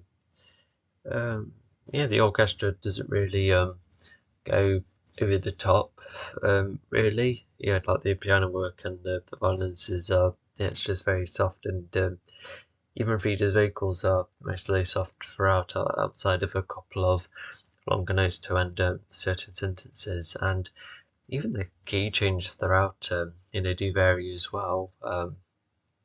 It kind of reminds me of Don't Shut Me Down, because each section of the song has a different key each time, which is part of the reason why that's one of my favourite songs ever. And I don't think it varies to that degree, but it does feel like it goes from one bit to another. It even gets to a point where the key changes in between verses, and I think this is verses as well, like all of them. I don't think there's a chorus outside of ending part of the song with the song's title. So I think maybe it does have a chorus, but with different lines, and I think it does go back to the same melodies as well. And similar to the Bangles track earlier, there's many melodies, and it just comes from the piano, which is really nice. And then it comes in it comes again once, and then in another time where it comes back, that's where Frida continues to sing. So yeah, nice way to perform that. And yeah, and even the way it ends the song as well is like a very very silent piano, not piano, that's silent violins, as Frida has last just playing using the last last of her vocals to end the song nicely. End of her vocals, last of her vocals. Just her way of finishing the song, you could say. And I think this was performed more than once because this is different from another live performance I've seen. So yeah, it's nice for her to play this. Play this song live in other places. And yeah, it's just a very interesting one. Especially with what ABBA was like in between. After 82 and then coming back again with Voyage, I just found this song really interesting. It has almost like so apparently these were played during Christmas, but to me it has like more of an autumn vibe to me personally. And I think it's a song about hope, which you could guess from the title, but I feel like there's more to it. And just a very nice and straightforward track. No drum work, no guitars. Just the piano and a follow, just string instruments, and Frida really carrying the song despite how the slow and quiet it is. Definitely a lot of emotion as well. And I really like when the camera has close-ups of her, like the way she performs and just stands there singing. It's it's very interesting to watch. It does kind of remind me of a lot of quieter ABBA performances where I'm just standing singing, and they look great doing it because you can just tell there's a lot of passion into it, even if it's a song that doesn't have too much vocal work in it. So if you're a big fan of her, and when trying to look up this artist, this is definitely not a song you would encounter. Similar to another one, because when I last researched, it would show you what she did with ABBA, like after ABBA, and then maybe one or two that she did before ABBA, because she was an artist back in the 60s, and playing stuff on the road when she was just only popular in Sweden, where she came from. Although she's half Norwegian actually, so was she living in Norway? Kind of forgot which way round it was. But it's just she had that half and half between the Swedish and Norwegian. That's why she has a really nice alternative voice. So it just makes this song really nice to hear as well. But it is just a shame where just type in the artist and the song does really show up. Which is a real shame. Definitely needs more popularity, and especially with the next track as well, because I think that track is also fantastic. The next one's going to be more of a pop song, which I think I'll get into now. So if you like gentle Frida tracks, then, or either section you could say, with the piano work and the strings, definitely another song I recommend. So let's move on. Okay, time for I think actually judging from the photo, I think this is an album that occurred later on in the Beach Boys' career, and this is a song that I was kind of wowed by when first listening to it. So it was the summer after the end of college. I was listening to the entire discography, which was really fun because I do like their stuff. And and then I came across this track, and it became my favorite Beach Boys track. And even this one's been remastered recently. For those who may or may not know, it's been a lot of songs have been updated and given the same visuals, like the same photos of them, which goes on a bit of a loop, and this song is one of them, and I'm glad they've gone for this one because this song is great. And I even was looking at the comments saying that this song helped introduce psychedelic music, or helped introduce like a chill kind of rock.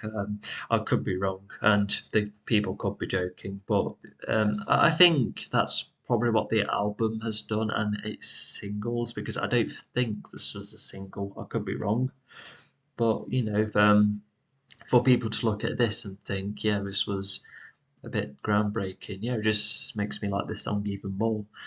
So yeah, as you can kind of guess and tell, it's one of those songs where it feels cloudy and soft and quite echoey with, especially because these guitar notes, when they ping, they do last a while, even after going on to other, the following guitar notes. And there's also a interesting, is it an organ? It sounds like a kind of instrument you would hear at a fair. Yeah, just a really interesting sound, and the but when once the drum kicks in, the vocals then come along, which are also as soft as the guitar and the organ. Yeah, don't take my word on it if it's not an organ. It was just an interesting sound that starts the entire song. But yeah, this is yet another song that captures like romance in a very chill way, and it sounds like a kind of song that's in the middle of a relationship and talking about how good it makes you feel. It's that kind of part, because yeah, I think most love songs talk about, the struggles of it, or the breakup after, or I really want this person. That's like the typical theme. But then to have this song, which is like an in between of a honeymoon phase almost, it's rather refreshing. And as they have chosen their band title really well, because they always create songs that are kind of summary, and this is definitely the case here. And there's some really nice, the Beach Boys are very good with their harmonies and vocals, and the backing vocals. So I repeated that too many times. But yeah, they have these nice soft ones as the lead gets singing. I'm not sure, is it one lead or is there multiple leads that take turns like the spinners? I don't quite remember. There's many members of this band. Not to mention one of the members, probably the most famous one. He's done a recent album recently, and he's even worked with the lead singer of Fun, and I forgot what the album is called, but really interesting album that he kind of done on his own, but it has still has a lot of collaboration. And I think one of the songs is called The Last Song, which is played at the end of the album. I think it's 2017, I think it was out. Anyway, so I think it might be the guy who sings in this song. I could be wrong, because I'm definitely more familiar with more bands than others, as you probably could tell. But there's a really nice soft rock song, and a lot of the lyrics are repeated, which I like, because if an artist knows that a sound and a set of lyrics are already good, then just looping it once or twice more, it's fine, especially as this song is quite short. And and the organ part that starts it, and the guitar bits. So I think they're probably my favourite parts, and I just really like the summer atmosphere of this song. It's very, very nice.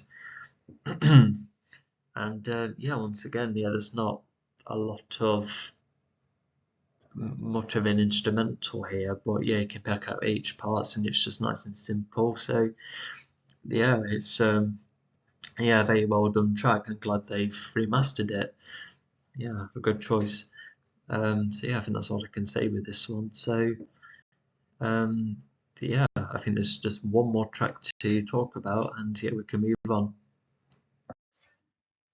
Yeah, this song is so unpopular. It doesn't have a thumbnail, which Yeah, yeah. So like the other track, when you like try and type in either artist, actually I think I'll check with one of them. What if I type in one of them and then, well, yeah, the band's name Ratata. Like, yeah, what if I type it in? Will it show up then?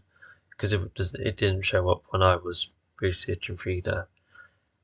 No, not even that. No, the band doesn't even show up, which is yeah, very unfortunate. I would like to listen to more of them, but I think at the same time, I think that this was definitely a song more popular in Sweden because there's the other version that has Swedish lyrics, and then, but of course, I'm more familiar with the one with the English lyrics, and yeah, this is like one of the newest tracks I've got into recently, and yeah, I was just well by it.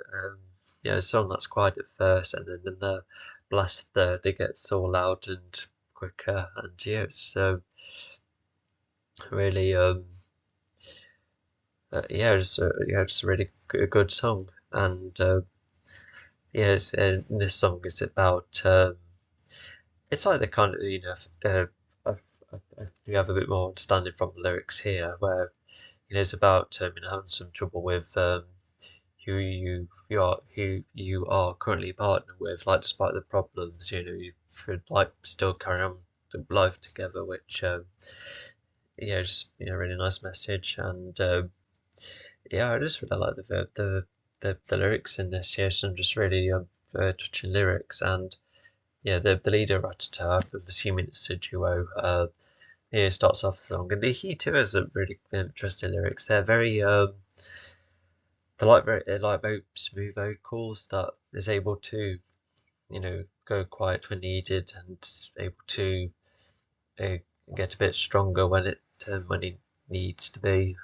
So yeah, very nice vocals from that bloke. But yeah, when Frida comes in, it's yeah, it just brings like a new atmosphere, which then mixes when they both sing because um, yeah, yeah, the lead of Ratata, he sings the first two, like a verse and chorus. Frida then has a go with the verse, and then I think they both start singing together until yeah, like both choruses. I think they sing together in the last two choruses, and then in between him during the bridge, he has a line and Frida has a line, and yeah, it's just yeah, I like the way they take turns like that. And yeah, this was also 1987 as well, so yeah, Frida already released Something's Going On in '82, and then the album Shine that was mid '80s. So I think this was the next thing to come after, and yeah, I wish this was more popular. Yeah, this is just a really nice. It's like one of the songs which is just slightly emotional. It sounds like a ballad, but just a nice pop one. Um, I think one that a lot of people like because when you look at other songs in this list, there's a lot of unconventional aspects which I can see why some people like. Maybe not for me, but I think with this one, this is probably the one that I think would please the most people. And yeah, I think having Frida in it probably uh, would add to that, especially coming from ABBA, with the great vocals. Uh, so yeah, if I was to remember, instrumental wise, yeah, drums don't come in until later. Uh, Guitar work is mostly in the background outside of, I think, as a solo. If not, it becomes more prominent.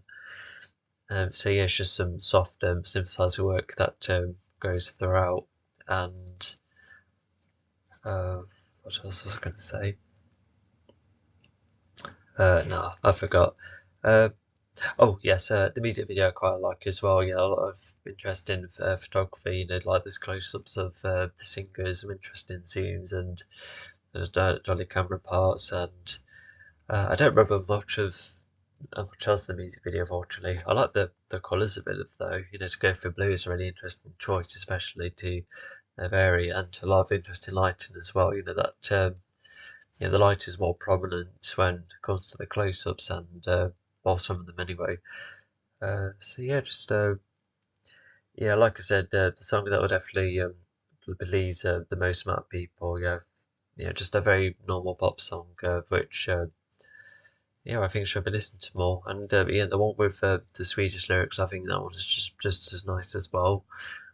Uh, yeah, so yeah, I think that's what I'll say with this one. So yeah, yeah, YouTube, please make this song and the prior one more, you know, more prominent when typing in the search terms and that, please. um, yeah, because you have to like type in the full song to get them, but you have to be introduced to it first. And, YouTube won't really do that by simply typing in the artist. Yeah, even this band doesn't come up when typing them in. Maybe I have to type in Ratata band, but yeah, even then, yeah, it just makes me sad a bit. Anyway, we have well 3 more tracks to cover. Well, very briefly, which you'll see why because the album itself has been talked about. So yeah, I think this is mainly the last song to introduce in this video, and then it's just one more section. Yeah, good song to end the video on. So yeah, let's reach the end of the video. So yeah, I have. Yeah, I think I was planning to release the album rating video before this video. Well, not rating, ranking, and it does have this album in here, which is why I'm going to be a bit more brief. If anything, yeah, I'll just mainly talk about these 3 songs because in the album ranking video, yeah, I put this one as one of my top 15 albums. And yeah, it's a greatest hits one, with other famous songs like Manic Monday and Walk Like an Egyptian. It has those, and then it has these 3 tracks as well, which yeah, I think are really good and should be played far more. Also, this does have Eternal Flame as well, later covered by Atomic Kitten. Yeah, I really like that one as well. But yeah, these 3 tracks, yeah, like I said, I'll try and be as brief as possible because yeah, you can always get more into the more about this album in another video. Yeah, I'll just be extra brief actually. Yeah, all of these are just a bit more compared to the other ones. Set You Free was a really nice final song from the band. Where Are You is a very soft rock song with a nice thumping drum during the choruses. Everything I Wanted is a very quite quick rock song. It even has a really cool solo as well. I really like the extra backing vocalist at the end. Yeah, it's just where the guitar parts really show off. And then Set You Free it has yeah, it's just another soft guitar one. Yeah, it's just a very nostalgic one, and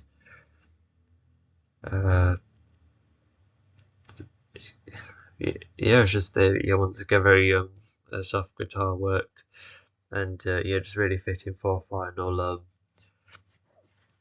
single from this band, and also a really nice way to end this album. And vocal wise, I think it's the same lead singing all of these songs with very nice backing vocals from the others as well, because Walk Like an Egyptian definitely has their vocals like taken in turns, but yeah, it's not the case with these 3, but yeah, they're still really fantastic, very cool stuff, vocal from the late 80s. And yeah, unlike the other 3 singles I've mentioned, I never really heard any of these from the radio.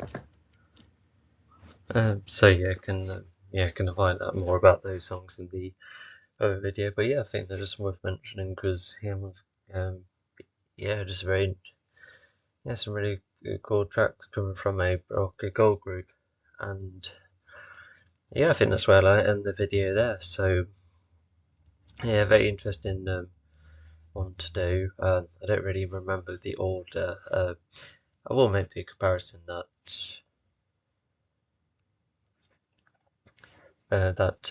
these songs I think they're far less like far more under the radar rather, because with like when with new songs coming out, it's just straight to the internet, straight on streaming services, and social media as well to back it up. And not to mention most of these artists that I've listed here, partly performing anymore, well, some of them anyway. So yeah, like these songs come from the last century. Yeah, these are far more likely to disappear and get unnoticed until they get properly released. Like that Commuter track, the first one. Yeah, I don't think that's been on YouTube for very long because the quality of it is very good. So I think someone did find the album and then upload it officially, and yeah, I do thank them for that. And just a very interesting mixture of songs from the 70s to the 90s. I don't know which decade has the most, but I don't really have a favourite decade. Anyway, I hope you enjoyed this video. So I think if anything you could take away from this is that because I remember back in 2013 where I felt like I've mainly listened to new music outside of a couple of much older classics, and then after going back in time almost with all of these artists from all of those decades, I was just wowed by how much I found, and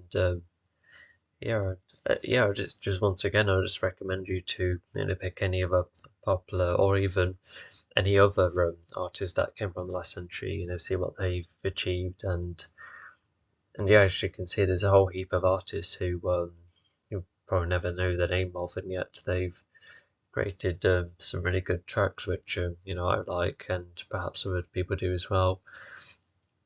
And I think we'll end the video there. So I hope you like the songs I recommend, and maybe I'll put a Twitter post on or something, and then we can all share what other songs from the last century you think are underrated. We can share them all together. I think that could be really fun.